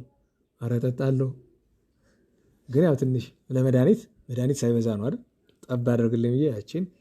በነገራችሁ ላይ ትንሽ ቢከብድም ምን እንደምናደርግ ታውቃላችሁ? ራሱ ጠላውን ትንሽ እንቀምሰውና ቃሪውን እጄ ፍስስ አድርጎ አካል መቀባት ነው። ያው በምትሄዱበት መንገድ ሁሉ ጠላ ነው የምትሸቱ፣ ችግር የለውም። አዎ በረከት ነው። ምን ከዚያ ይልቅ መጸዳጃ ቤት ገብተህ ስትወጣ ለስንት ደቂቃ ምን እንደምትሸት ታውቀው የለ እንኳን ይሄ ቅዱሳን በረከት እንደዚህ አለና ከቻሉ ጠላና ዝክርን አምጡ እንድትሏቸው እንዲያመጡልህ ትንሽ እንድንቀምስ በየዓመቱ ጊዜ ቀምሳለህ። ሰው እኮ ልክ ነበር ዘንድሮ ረስቼ ነው። እና ጥሪም እኮ በነገራቸው ለወረቀት ተልኮ ነበር እኮ ለልጆች ተበሳጭቼ ስለነበረ ረቡዕ ወረቀቱን ትቼ ነው እንጂ ጥሪም ተልኮ ነበረ። እና የአቡነ መባጽዮን እንደዚያ ነው። አይነ ስውር መጥቶ ሲቀባው አይኑ ይበራለታል፣ ጆሮውን ሲነካው ጆሮ፣ እግሩን ሲነካው እግሩ ይረታለታል። እንደዚያ ነበር የሚያደርጉ እሳቸው። ከቅድስናቸው ሁሉ እኔን የሚያስገርመኝ ነገር በነገራችሁ ላይ የአቡነ መባጽዮን የተመረጡ ነገሮች እንደነገራችሁ እዚህ ሃይላይት አለ ይታያችኋል። ለምን ቢባል አውሎ ስለሚያሳድር ልምረጠው ብዬ ነው እንጂ ሳስተምር እንደዚህ ያለ ነገር ማየት አልወድም። በጣም ነው ትኩረት ከእናንተ ይልቅ እኔን ነው የሚሰርገኝ። ማስታወሻ እያዩ ማስተማር የአብዛኛው አስተማሪ ስራ ስለሆነ ለእናንተ ትኩረት አይስብም፣ ችግር የለም። እና አባታችን መባጽዮን ከቅድስናቸው መካከል አንደኛውና ትልቁ ምንድን ነው? 13ቱን ሕማማት ሁልጊዜ በ27 ብቻ ነው ሁልጊዜ 40 ይቀበሉ ነበር። ቆጥረው አባቶቻችን ምን ይላሉ? ክፉ ሰው ንቅስ አድርጎ ኃጢአት ይሰራል ይላል። ንቅስ አድርጎ ማለት ምንድን ነው? መንቀስ ታውቃላችሁ? ለምሳሌ በመርፌ ሰውነታችሁ ውስጥ ያለችን የሆነች ነገር ለማውጣት ትንሽ ናት አይደለም? በዛ ተፈርፍራ ነው የምትወጣ አይደለም? መንቀስ ማለት ነው። ንቅስ አድርጎ ክፉ ሰው ኃጢአት ይሰራል። ቅዱሳን ንቅስ አድርገው በጎን ስራ ይሰሯታል። 13ቱን ሕማማት ቆጥረው ነው የሚያደርጉ። ከአቡነ መባጽዮን ነገር ለአንዱ ልንገራችሁ የሚያስገርመኝ ነገር፣ አቡነ መባጽዮን ሲተኙ በጎናቸው አይተኙም፣ በጀርባቸው ነው የሚተኙ። ለምን ይመስላችኋል? ትልቅ ድንጋይ አደራታቸው ላይ ለማስቀመጥ እንዲመቻቸው። አስገራሚው ነገር የጌታን ሕማማት መስቀል መሸከሙን ለማሰብ ነው። ሲጸልዩ በጭንቅላታቸው ተሸክሞት፣ ሲሄዱ በትከሻቸው ይዘውት ነው የሚሄዱት። ጨርሶ ያ ድንጋይ ይለያቸውም ከሳቸው። አሁን ባለፈው ያ ልጅ ዛሬት እንዳለ አላቅም። ያ ልጅ ያደርገው የነበረው ነው የምላችሁ። ትንሽ ሊገባችሁ ይችል ይሆናል። ያንን አንብቦም ይሆናል ማን ያውቃል። እንዲህ እያደረጉ ሲኖሩ ጌታችን ይገለጽላቸዋል። ታዲያ አንድ ቀን እንደምን ሆኜ ልታያል ጌታዬ? ለእኛ ከሁሉ መድኃኒታችን ሕማምህ ነውና እስቲ ቀራንዮ ላይ ተሰቅለህ ታየኝ ይሉታል። ትችለዋለህ ይላቸዋል። እስቲ ሞክራለሁ። እንደተሰቀለ ሆኖ መታየት አይደለም። ከዚያው አይኑ የአቡነ መባጽዮን አይናቸው እያየ መስቀል ተተከለ። ጌታ እዚያ ላይ ወጡ። ሲቸነክር ምን ሲል በቃ ወደቁ። እንደ አስከሬን ሆኑ። አይ አትችለውም እያልኩ ብሎ ኋላ ሲጸልዩ ቆይቶ ብቅ ሲሉ ሕፃናት ሰፈር ላይ ይጫወታሉ። ይሄ ነገር ያስገርመኛል። በነገራችሁ ላይ አንዳንድ ከሕፃናቱ መካከል ግን ልብሰ መንግስት የለበሰ የሚያበራ ሕፃን አብሯቸው ሕፃናቱ ጋር ይጫወታል። እነዚህ ሕፃናት ምን የተባረኩ ቢሆኑ። በነገራችሁ ላይ ሕፃናት የምንጫወተውን ጨዋታ መምረጥም እኮ ጥሩ ነው። ስርዓት ያለው ጨዋታ እኮ አለ። እና ያን ሕፃን ሲጫወት ቆይቶ ዘሩ ብሎ እሳቸው ሲወጡ ያያቸውና ሄዶ ቀረበ እና ይቀፉኝ ይላቸዋል። በእጁ ያ ሕፃን የወርቅ በትር ይዟል። በትረ መንግስት እለት ይባላል። እና አቀፉት። መዓዛው ነፍሳቸውን ከስጋቸው ሊለየው ደረሰ። ከዛ ልብሳቸውን አጽፋቸውን አንሱታለን አነሳነ። እዚያ ላይ ምራቁን ትፋለ። ከዚያ እንካይንን በትር ሂድና ወደ ሲኦል የምትሻውን ያክል ይዘህ ውጣ። ለምን? ሲኦል መግቢያ እቺ በትር ናት። ችንካየ ዲያብሎስ ይልካል። እዚያ ሄደው ይዘው ሲወጡ ጌታችን አክሞሰስ ይላል። ፍግግ አለ። አበዛኸው፣ ብዙ አወጣ። ይህን ሁሉ ማን አውጣ አለ? ሶባ እኮ በምህረትህ ካሉ፣ አይ በምህረትህ ነው እንጂ በቸርነት በእኔን ኃይል አለ። ኋላ ግን ጌታ ምን እላቸዋለሁ? እችን ልብስ ለማንም እንዳታውስ፣ ለድሃም ቢሆን እንዳትሰጥ።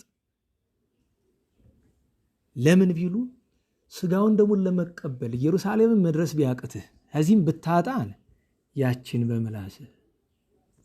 ነገራችሁ ላይ ጌታ ቅዱስ ምራቅ ምን ያህል ክቡር እንደሆነ በዮሐንስ ወንጌል ምዕራፍ 9 አለ አይደል? እንኳን የጌታ የቅዱሳን እንኳን በአካል የምናውቃቸው ምራቃቸው ወዴት ይገኛል? ድዊ ይፈውሳል፣ ሙት ያነሳል እኮ ቅዱሳን እንኳን እሱ ስላደረባቸው። ታዲያ ችግር መቼ መጣ? አንድ ቀን አንድ ሰው መጥቶ ግድ አላቸው፣ ሰጡት። በዚህ ምክንያት ጌታ በጣም ተቆጥቷቸዋል ይባላል። ለምን? ትእዛዝ ማክበር አንደኛው ነገር ስለሆነ ማለት ነው። እንግዲህ የመጨረሻውን ነገር እንዳንሳ፣ እሱ ምንድነው ከተባለ አባታችን አባ መባጽዮን የጌታን 13 ሕማማት ሲቀበሉ ኑረው ከሁሉ ከሕማማቱ ሁሉ የሚያስጨንቀውን ነገር ልንገራችሁ። በነገራችሁ ላይ ሐሞት ጠጣችሁ ታውቃለች? ማለት ኮሶ እንዳላችሁ ኮሶ ሁሉ ሰው ሊጠጣ አይችልም። ካመመው ሲያምነው አይደል ኮሶ የሚጠጣ። እስቲ እኔ ሞክሩት፣ እንዳላችሁ ሊከብድ ይችላል። ሐሞት ከሐሞትም የፍየል ሐሞት ምግብ ሲሰራ በቅጠላ ምናምን አምባለ የሆነች ቦታ ላይ ጠብ ትደረጋለች። ያቺ ጠብታ ጭንቅ ናት አይደል? እስቲ በባዶ እንደው ለነገሩ ሞክሩትም አላችሁም። ለምን ሰውነታችን ላይ ሸክሙ ይችላል። ሁልጊዜ ዓርብ ሐሞት ይጠጡ ነበር እሳቸው፣ ሁልጊዜ ማለት ነው። እና አንድ ጊዜ ወደ ሰማይ የእግዚአብሔር መልአክ ይዟቸው ብዙ ስፍራ ሰማያዊ ስፍራ ካስጎበኛቸው በኋላ የክብር ቦታቸውን አሳያቸው። ማረፊያቸውን በኋላ በእግዚአብሔር መንግስት ማረፊያቸውን አሳያቸው። ግን ሲያዩት 2 ሰረገላ ነው ያለ እና በደመና ላይ የተቀመጠ የብርሃን 2 ሰረገላ ያሉ። ጌታዬ እነዚህ ሰረገሎች ምንድን ናቸው? አንዱ ለአንተ፣ አንዱ ለእኔና ለእናቴ ወዳጅ ለንጉሱ ለዘርዓ ያዕቆብ። በጣም አዘኑ ይላል። ለምን ይመስላችኋል? ሃይማኖቱ ከቀና ምግባሩ ከጸና ከዚያ ጻድቅ ንጉስ ጋር እንዴት እኩል አረከኝ? አስባችሁታል? ይህንን ያክል ቅድስና ያላቸው ትሕትና እንዳይመስላችሁ። ትሕትናም አለው፣ ግን አስባችሁታል? ሰው አይደለም እኮ እሱና አፄ ዘርዓ ያዕቆብ በክብር በሰማይ እኩል ናችሁ ያለ ሰው አይደለም፣ መድኃኒታችን ነው ያላቸው። ታዲያ ዛሬ አፄ ዘርዓ ያዕቆብን በየአፋቸው ሲሰድቡ ስትሰሙ ምን ይሰማቸዋል? አቡነ መብዓ ጽዮንን እንመን፣ መድኃኔ ዓለምን እንመን፣ በዚህ ዘመን ያሉ ሾሆችን እንመን። ጻድቁ ንጉሥ አፄ ዘርዓ ያዕቆብን ማክበር መማር አለብን። ማክበር የጌታን ሕማማት እንዲህ ተሳትፈው አክብረው በመጨረሻ ስምን የጠራ መታሰቢያን ያደረገ ብሎ ቃል ኪዳን ሰጧቸው። ደብረ ሻሞ አርፈው ጥቅምት 27 ቀን ቃል ኪዳን ዛሬ ተቀብለው አርፈዋል። ታዲያ ዛሬ አንዱ ምስባክ ምን ይላል? መንበረ መንግስት ላስቀደሳችሁ ብቻ ነው፣ ግን ምስባኩ ከዚህ እግዚአብሔር ንጉሡ የነግሁን። የቅዳሴው ምስባክ ለቅዱስ መቃርዝ ሀገረ ዕቃው ነው። ኩላሊቱን ስለረገጡት ከዳዊት ዘር ያንን የሚነካ ነው የተሰበከ። ግን ያ እንደዚያ መሰበኩም ጥሩ ነው። ግን እዚያ እኔ የመንበረ መንግስት ድሮ አንስቶ መቼም ትልልቅ ሰው አያጣምና ደህና ሰው አያጣም። መንበረ መንግስት የሚሰበክ መዝሙረ ዳዊት ምዕራፍ 21 መዝሙር 21 ቁጥር 3 ላይ ያለው ቃል ነው። ምንድነው የሚለው? አንተሰ ውስተ ቅዱሳኒከ ተሐድር ስቡሐ እስራኤል፣ በእስራኤል አድረ የምትመሰገን የእስራኤል ፈጣሪ አንተስ በቅዱሳን ላይ አድረህ ትኖራለህ። ቅዱሳኑን ለማነሳት እኮ ነው፣ ለመጥቀስ ኪያ ከተወከሉ አበዊነ እና አባ መብዓ ጽዮን አንተን አመኑ፣ ተወከሉ ከኔ ወአድኃን ኮሙ፣ ስለተማመኑብህም አዳንካቸው ይላል። እግዚአብሔር አባ መብዓ ጽዮንን በረከት ያሳደረብን። ዛሬ ሌላኛው ቅዱስ አባታችን አባ ጽጌ ድንግል ናቸው። በጥቂት ደቂቃ አጠር አድርጌ ብቻ ነግሬያቸው ትምህርት እንጨርሳለን። አባታችን ማን? እንዴት ዋላችሁ? 3 ስም ነው ያላቸው። 3 ስም ነው ያላቸው። ጥንተ ስማቸው ሲጠመቁ የወጣላቸው ጽጌ ብርሃን፣ ሲመነኩሱ ዮሐንስ፣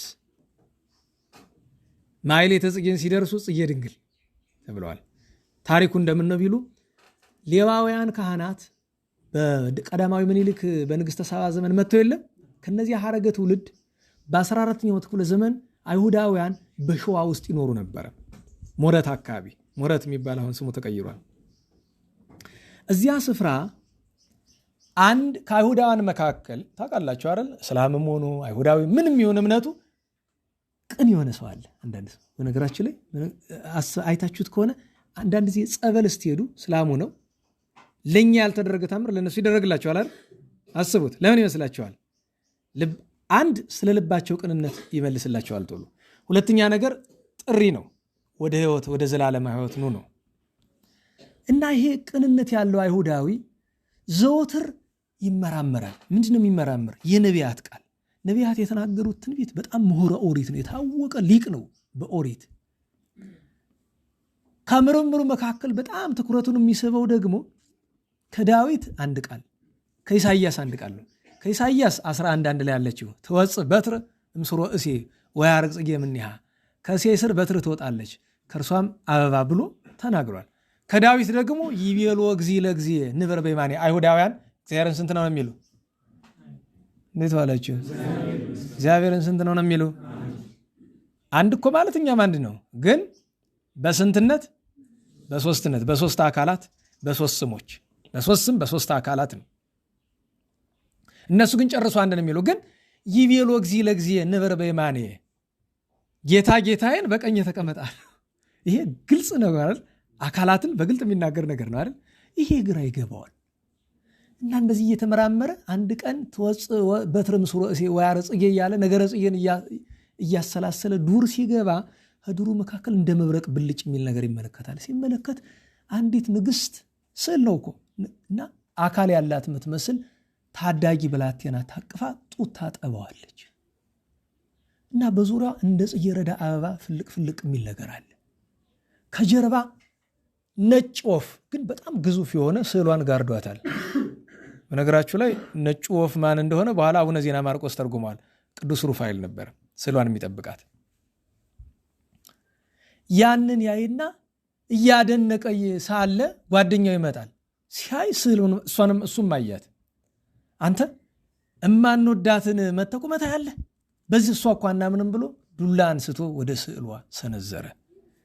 ከስዕሏ የወጣው ኃይል ደፍቶ እዛው ገደለው። ይህንን አይቶ ያችን ስዕል ደብቆ ማስቀመጥ። ከመደበቆ በፊት ግን ያ ወፍ ነጭ ወፍ የተመሰለ ቅዱስ ሩፋኤል ምን ሆኖታል? ጠብቃት፣ የመዳን ጊዜ ይመጣል። እኔ አላስረዳህም፣ የሚያስረዳን እግዚአብሔር ይልክልሃል። ቁመቱ ረዥም ጽህማም የሆነ አንድ መምህር ይመጣልሃል። ዜና ማርቆስ ነኝ ካለህ ከሱ ነው የምትማር ይላል። አቡነ ዜና ማርቆስ ማለት የአቡነ ተክለ ሃይማኖት ዘመናቸው ደብረ ብስራትን የመሰረቱት ማለት ናቸው። ከብዙ ዘመናት በኋላ አባታችን ዜና ማርቆስ ወንጌልን እየሰበኩ ሀገረ ሞረት ይደርሳሉ። ሲያጠያይቁ አካባቢው የአይሁዳውያን አካባቢ እንደሆነ ይስባሉ። ተግባር ቤታቸው የት ነው ይላሉ። ስራ የሚሰሩበት አዳራሹ ገብተው ጮክ ብሎ ምናሉ? ተወፅእ በትረ ምስሮ እሴይ ወያርቅ ጽጌ እምኔሃ በከመ ይቤ ኢሳይያስ ነቢይ ወአዲ ይቤ ዳዊት ይቤሎ እግዚ ለጊዜ ንበር በየማኔ እስካገባው ለጸላይ ተከብለ ነገረመዋል። ወዲያው መጥቶ አባቶ ያለው አቤት፣ እነዚህ ሁለት ቃላት በአይምሮ ሲመላለሱ ይኖራሉ። አይሁዳዊ ነኝ፣ አንተ ምንድነው የምንታለው? እኔ ክርስቲያን ነኝ ያለው አቡነ ዜና ማርቆስ። ምን ብለህ ትተረጉማለህ አለ። ተወፅእ በትር እምስሮ እሴይ አለ። ከእሴይ ስር ከዳዊት ዘር በትር ትወጣለች የተባለች የአምላካችን እናቱ እመቤታችን ድንግል ማርያም ናት። ወያርቅ ጽጌ እምኔሃ የተባለ ጽጌ ሃይማኖት፣ ጽጌ በረከት፣ ጽጌ ሕይወት መድኃኔ ዓለም ነው። ያኛውንስ የቃለ ዳዊት ምን ብለህ ተረጉማለህ? ይቤሎ እግዚ ለጊዜ ጌታ ጌታዬን እግዚአብሔር አብ እግዚአብሔር ወልድን ይበሉ። ስለ ስጋ እንግድነት ስጋን ስለመዋሃዱ በቀኝ የተቀመጥ ማለት በእሪና ይሆን አለ። ስለ ስጋ እንግድነት አለ። ሰናየት ይፈክር አለ። ትርጉምህ ደህና ነው። ስምህ ማን ይባላል አለ። ዜና ማርቆስ እባላለሁ። ጊዜው ደረሰ በል አስተምረኝ ብሎ አዲስ ኪዳንን አስተምሮ አጥምቆ ጽጌ ብርሃን አለው። ጽጌ ብርሃን ኋላ ተምሮ ዲቁና ተምሮ ቅስና አገኘ፣ መነነ። ከዚህ በኋላ ነው እንግዲህ። ከዚያ ግን ያችን ስዕል አድኖ አባት ሆይ ና ላሳይ ብሎ ወስዶ አሳየው። ቢያት እንደ ፀሐይ ታበራለች። ቅዱስ ሩፋኤል ለዚያው ተገለጠና አባጽዬ ድንግልን አባጽዬ ብርሃንን ለአቡነ ዜና ማርቆስ ሰጣል። አቡነ ዜና ማርቆስን ይዘህ ወደ ደብረ ብስራት ገዳም ወሰዳታል። ይዟት ሄደ። ጥቅምት 1 ቀን ገባች። ጥቅምት 3 ሁል ጊዜ አክብሩ። ስታከብሩ ሁለት ነገር አትርሱ። ስዕሏን ማጠን እንዳትረሱ። ከበጌራ ወርቅ ጽሩይ ሲባል እናንዘ ተሐቅፍዮ ሲባል ማይጠንት የሚታጠንበት ምክንያት ነው። ትእዛዝ ነው። ማይጠንት ይታጠናል። ታዲያ ምን ቸገረን? ቸብቸቦ እያደረጉ የሚዞሩት ነው ማንወድላቸው እንጂ ውደቱ ባልከፋ። ቸብቸቦው እመቤታችን ማህሌት ትወዳለች፣ ዝላይ ግን ብዙ አትወድም። ማጨብጨብ በግዕዝ ምንድን ነው? ጽፋት አይደለም? ማጨብጨብ ይባላል። ማሸብሸብሳ አጽሐሰይል ማሸብሸብ። እያጨበጨቡ እያሸበሸቡ መዘመር ጥሩ ነው። ነገር ግን ስጋዊ ዝላይ መንፈሳዊ ተመስጦ አያመጣም። በነገራቸው ላይ ተመስጦ እውነትን እንነጋገር ከተባለ አካል አያንቀሳቅስም። አንዳንድ ሰው በቃ በተመስጦ እኮ ነው እንደሚወዛወዝ እንደ ያሬድ ይላል። ቅዱስ ያሬድ ተወዛውዞ አያውቅም። ዝማሜው ያሬድ ነው። ውሸት። ዝማሜ የተፈጠረ በኋላ ያሬድ ቀጥ ብሎ ነው የሚያመሰግን። ቀጥ ብሎ ለምን? ወይኩን ትኩለ እገሪክሙ ከመቅትራተ ብርት ዘያንቀለቀለ ቅዱስ አትናቴዎስ በቅዳሴው ይኸውላችሁ እንቅስቃሴ ይሄ ወገብን ትከሻን ወዲህ ማድረግና ይኸውላችሁ እኛ ለጊዜው ስጋ ስለሆነ ለአገልግሎቱ አብረን ተጨማሪ ዓመት ላይነቀፍ ይችላል። ለቅዱሳን ግን ገንዘባቸው አይደለም። የአካል እንቅስቃሴ የቅዱሳን ገንዘብ አይደለም። ቅዱሳን ከቆሙበት እንኳን እንቀሳቀሱ መዛ በኋላ ቅዱስ ያሬድ በነገራችሁ ላይ እግሩ ላይ ጦር ተተክሎበትም እንኳ አልታወቀው። ለምን? መንፈሳዊ ተመስጦ ውስጥ ነበር። ዛሬ ተመስጫል ብሎ እንደሚወዛወዘው ነው። ተዋው ጦሩን እስቲ ሂድና ከኋላው ቆንጥጠው። በእንቅስቃሴ የሚገለጥ ተመስጦ በቤተ ክርስቲያን ታሪክ ውስጥ እኔ አላውቅም። ቅዱስ ዳዊትን ትለኝ እንደሆነ እሱ የረድኤት ዘመን ነው፣ የጸጋ ዘመን አይደለም። ቅዱስ ዳዊትን በዚያ ላይ ቅዱስ ዳዊትን ዘፈነ ይለዋል እንጂ ወደዚያ ተንቀሳቀሰ የሚለው ነገር ደግሞ የነሱ ታቦቷ እየሄደች ስለነበር እንቅስቃሴ ነበረው። ታቦቷን እየተከተለ ስለነበር ዘፈነ ማለት አመሰገነ ማለት ነው እንጂ ዛሬ እንደምታውቀው አይነት ዘፈነ ማለት አይደለም። ይህንን ምልበት ምክንያት ማንንም ለመንቀፍ አይደለም። እኛም ጊዜ ምስጋና ስናመሰግን ቀጥ ብለን ነው ማመስገን ያለብን። ቀጥ ብለን የቆምንበት ቦታ ላይ አሁን እንደዚህ መጥፎ ላይሆን ይችላል። እኔ አንዳንዱ ሰው ደግሞ ያውቅበታል። እኔ ገርመኝ ነው እኔ ማለቱን አልችልበትም እንደው ለማስመሰልም እንኳንና ዋናው ትልቁ ነገር እንዴት ዋላችሁ አባታችን አባ ጽጌ ድንግል ይሁላችሁ ማሕሌተ ጽጌ ላይ የሚዘለውን ስትመለከተው አንዳንዱ ማሕሌተ ጽጌ እንዴት እንደተደረሰ ባውቀው ነው። አባታችን መንኖ የአራት አውራጃዎች ሊቀ ካህናቱ ነው ማለትም ሰባኪ ወንጌሉ ነው እያስተማረ በመናኔ ሲኖር የእመቤታችንን ማሕሌተ ጽጌ መድረስ በፈለገ ጊዜ ምክንያቱም እመቤታችን ልታስደርሰው ስለፈለገች ገና ስትጠራው ስዕለዋን አሳይታ አበባዚያ ላይ አሳይታን የጠራችው ከዚያ ተወጽ በትሮም ስሮሴ ወያርግ የሚለውን ያን ሁሉ አሳይታ ያንን ሊደርስ በፈለገ ጊዜ በበዓቱ ተከቶ ታውቃላችሁ 9 ዓመት ከሰው ተለይቶ ኖሯል። ድርሰቱን ሲደርስ 150ውን ማሕሌተ ጽጌ ሲደርስ አባ ገብረ ማርያም በደብረ አንታ እሱ በወለቃ በደብረ ጽጌ ሲደርሱ በ3 ቀን አንድ ጊዜ ጥቂት ያልተነከረ ጥሬ ባቄላ እና ጥርኛ በ3 ቀን አንድ ነበር የሚቀምስ። እንዲህ ተደርጎ የተደረሰው ነው። ዛሬ እየዘለልክ ዳንስ በሚመስል ነገር እመቤታችን ያከበርክ መስሏል። የዋህናት ትቀበላለች ምስጋና። እንኳን ያን ምስጋና የኔን ቆሻሻነት የአንዳንዶቻችን አትንቅም አውቃለሁ። ግን ይሄ ስርዓት ነው። አንዳንድ ጊዜ ህግ እየጣስንም ረድኤት ልናገኝ እንችላለን። በጊዜያዊ ቅንነት መስሎን ባደረግነው ነገር ግን ይልቅን በነገራችሁ ላይ እንደዚያ ከማድረግ ይልቅ ማሕሌተ ጽጌ ውስጥ ያለውን ምስጢር ማስተዋል አይቀልም። በነገራችሁ ላይ ማሕሌተ ጽጌን እስቲ ልጋብዛችሁ። በተለይ ግዕዝ የምታውቁ እስቲ አንበቡት። 150ውን ዘር ከከበዳችሁ ከ3 ከፍሉትና በ3 ቀን ልታደርሱ ትችላላችሁ። እስቲ አንበቡት። ውስጡ ያለው ምስጢር እንኳን ሊያወዛውዝ አልኳችሁ በቃ ልብ ምስጥ አድርጎ ያላችሁበትን የሚያጠፋ እንዲህ ያለ ምስጢር እንዲህ ያለ እመቤታችን ክብር እንዴት ያለ ይሆን? እኔ አባት ማሕሌተ ጽጌን ደርሶ ከአባ ገብረ ማርያም ዘደብረ ሐንታና ከአባ ዜና ማርቆስ ጋር ነው እያመሰገኗት ኑሮ። በዚህች ቀን 2 ነው እንግዲህ መታሰቢያው።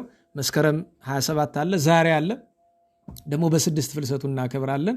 ህዳር 6 እመቤታችን ጋር ዛሬ ረፍቱ ነው። የእመቤቴ የጌታችን ወዳጅ እግዚአብሔር በረከቱን ያሳደረብን።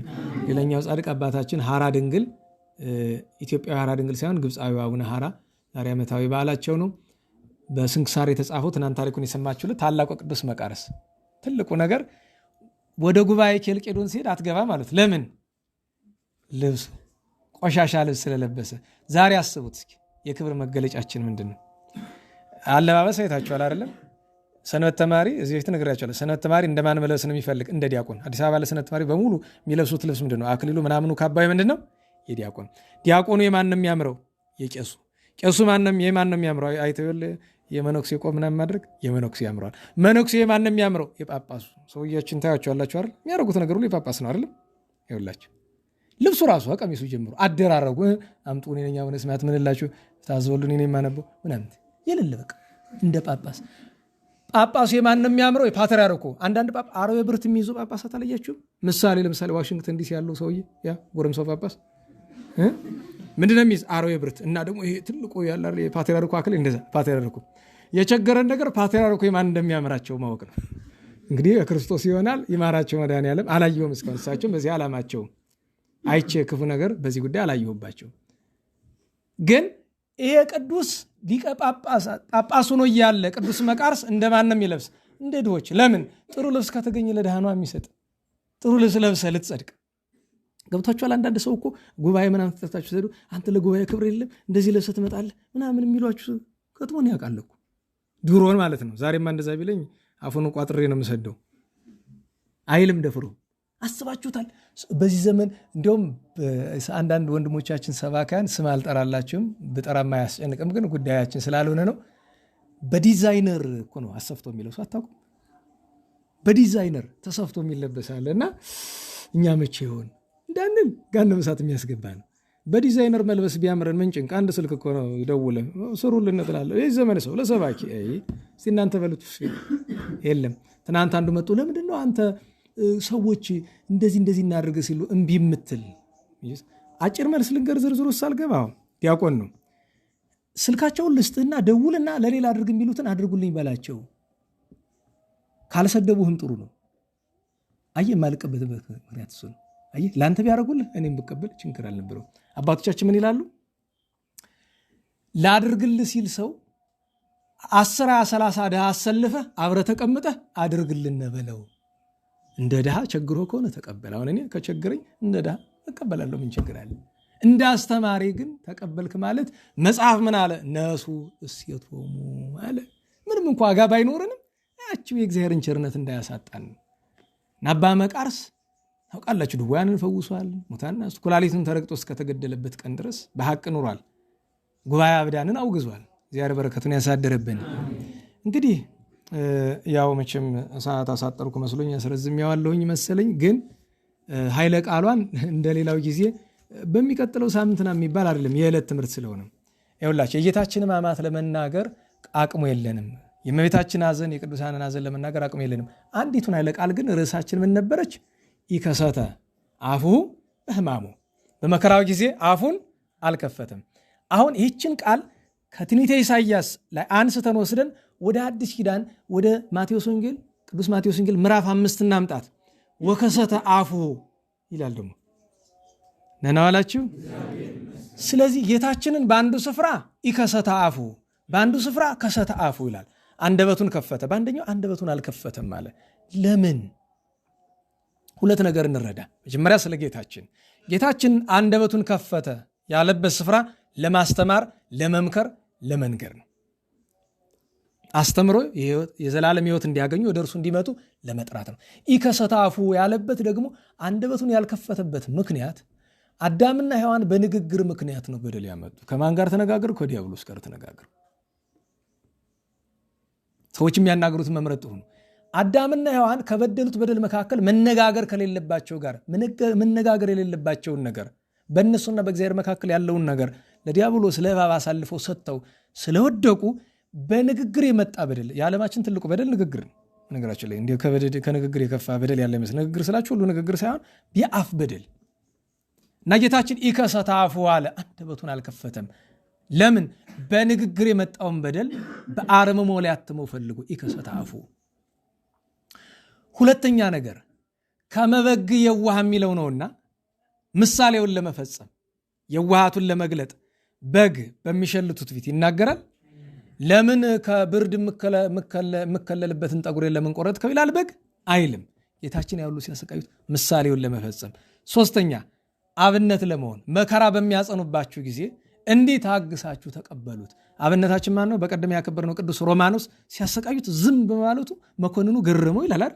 በዝምታው ምክንያት ግን ደግሞ በኋላ ከሰተ አፉሁ ወከሰተ አፉሁ አለን። ደግሞ ጠቢቡ እንዳለው ነው፣ ለዝምታም ጊዜ አለ፣ ለመናገርም ጊዜ አለ። ስለዚህ ማጠቃላችን ነው ጌታችን ዝም ብሎ መከራ ተቀብሎ እኛን አዳነን። እኛሳ እግዚአብሔር ቢያስችልን በእኛ በግላችን የሚመጣውን መከራ ጌታችን ዝም ያለ መቼ ነው? ያ ሁሉ መከራ ማን ላይ ነው እየወረደ ያለ? እርሱ ላይ። ምን አለ? ዝም አለ። ስለዚህ አንድ ክርስቲያን እርሱ ላይ መከራ ሲወርድበት ምንድነው መልሱ? ዝም ነው በቃ። ኢከሰተ አፉሁ ብሎናል። ከሰተ አፉሁ ብሏል። ለሌሎች ጥቅም ሲሆን ግን ጌታችን አንደበቱን ምን አላለ? ከፈተ ነው። ስለዚህ ወንድሞች እህቶችን ለሚጠቅም ነገር ምናልባት በተቃራኒው የምንየው ከተባለ ሀገር፣ ቤተክርስቲያን፣ ወገን ሲበደል ጥፋት ሲመጣ ዝም ማለት በጎ አይደለም። እኛ ስንበደል ዝም እንበል። ሌላው ሲበደል ግን ዝም ማለት ምን ማለት ነው? የበዳዩ ተባባሪ መሆን ነው። እችን መልእክት ብቻ እንውሰድ ሰዓት ለመሽረብን።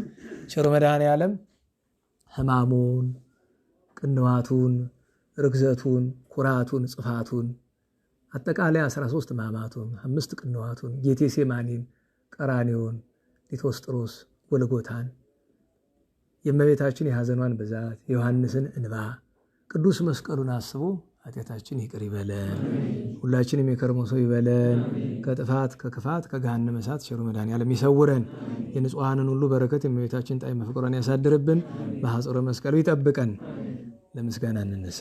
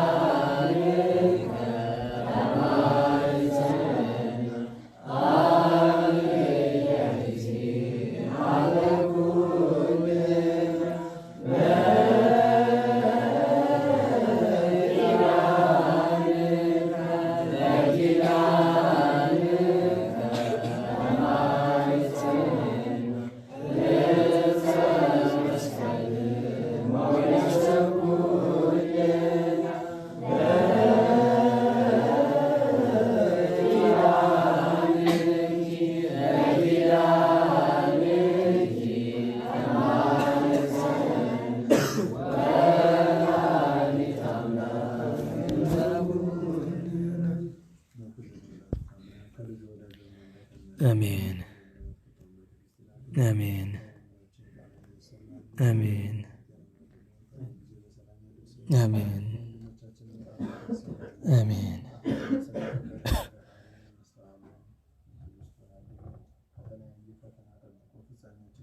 አሜን አሜን።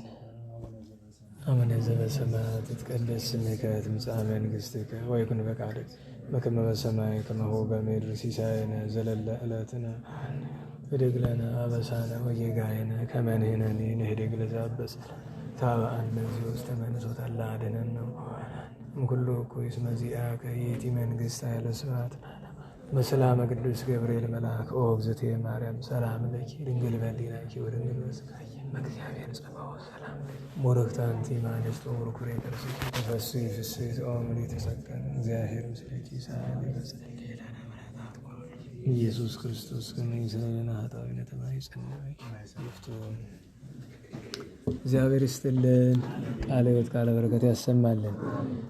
ከሩቅ የመጣችሁ ለነገሩ ከሩቅ የመጣን ድረስ ልጆች አንተ ሸኛቸው ይዛል ነው በእግር ነው በቃ። ስለዚህ የተወሰናችሁት ይሸኛችኋል።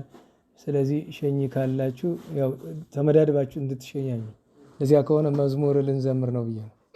መድኃኔዓለም ዓመታዊ በዓል ስለሆነ ግን በጣም ይመሽብናል የምትሉ ካላችሁ ላሰናብት መጀመሪያ እንድትሄዱ ማለት ነው። ቸር መድኃኔዓለም ክፋት ሳይመታን ሾህ ሳይወጋን ኃጢአት ሳይሰለጥንብን በደልም ሳይገዛን የብርሃነ መላእክት በፊት በኋላ በቀኝ በግራ እየጠበቁን ለጊዜ ወደ የቤታችን ለፍጻሜው ተስፋ ወደምናደርጋት መንግሥተ ሰማያት ከተከፈተች ገነት ከተነጠፈች ረፍት ከአባቶቻችን ርስት ሁላችን በሰላም ያደርሰን። ስብሐት ለእግዚአብሔር ልዑል ወለወላዲቱ ድንግል ወለመስቀሉ ክቡር ኃይል አሜን።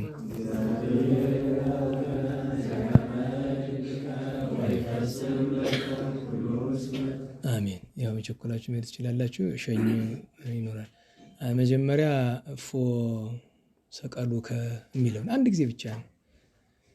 እፎ ሰቀሉከ ካህናተ ይሁዳ ወሌዊ እፎ ሰቀሉከ ካህናተ ይሁዳ ወሌዊ መድኃኔ ዓለም ናዝራዊ ናዝራዊ ናዝራዊ ናዝራዊ መድኃኔ ዓለም ናዝራዊ ናዝራዊ መድኃኔ ዓለም ናዝራዊ መድኃኔ ዓለም ናዝራዊ ናዝራዊ ናዝራዊ ናዝራዊ መድኃኔ ዓለም ናዝራዊ ናዝራዊ መድኃኔ ዓለም ናዝራዊ። እንግዲህ ሌላውን ሌላ ጊዜ እንዘምራለን።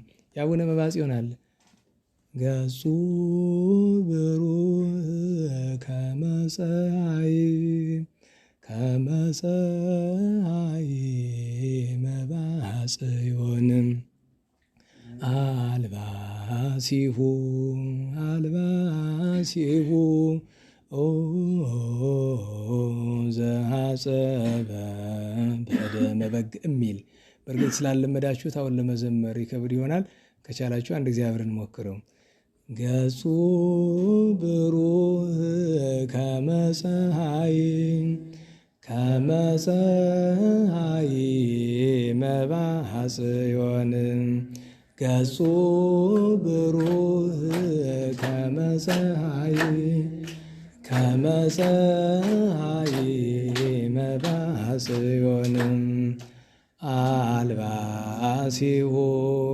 አልባሲሁ ዘሐጸበ በደመ በግ አልባሲሁ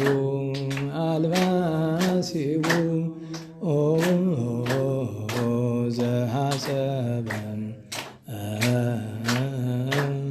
በደመ በግ። ቅድም በቆሙ ሲሉ ሰምታችኋል። አይቸበችቡትም እነሱ፣ ምክንያቱም ሌላ የሚቸበችቡት አላቸው። የመድኃኒታችን ማለት ነው። አሰርገዋ ለምድር የሚለውን ነው የሚቸበችቡት እንጂ ገጹ ብሩህ ከመ ፀሐይ ምን ቅድም እንግዲህ ኖራችሁ ከሆነ ማለት ነው። አላስመሻችሁ። ቸር መድኃኔዓለም በሰላም ያሳድረን።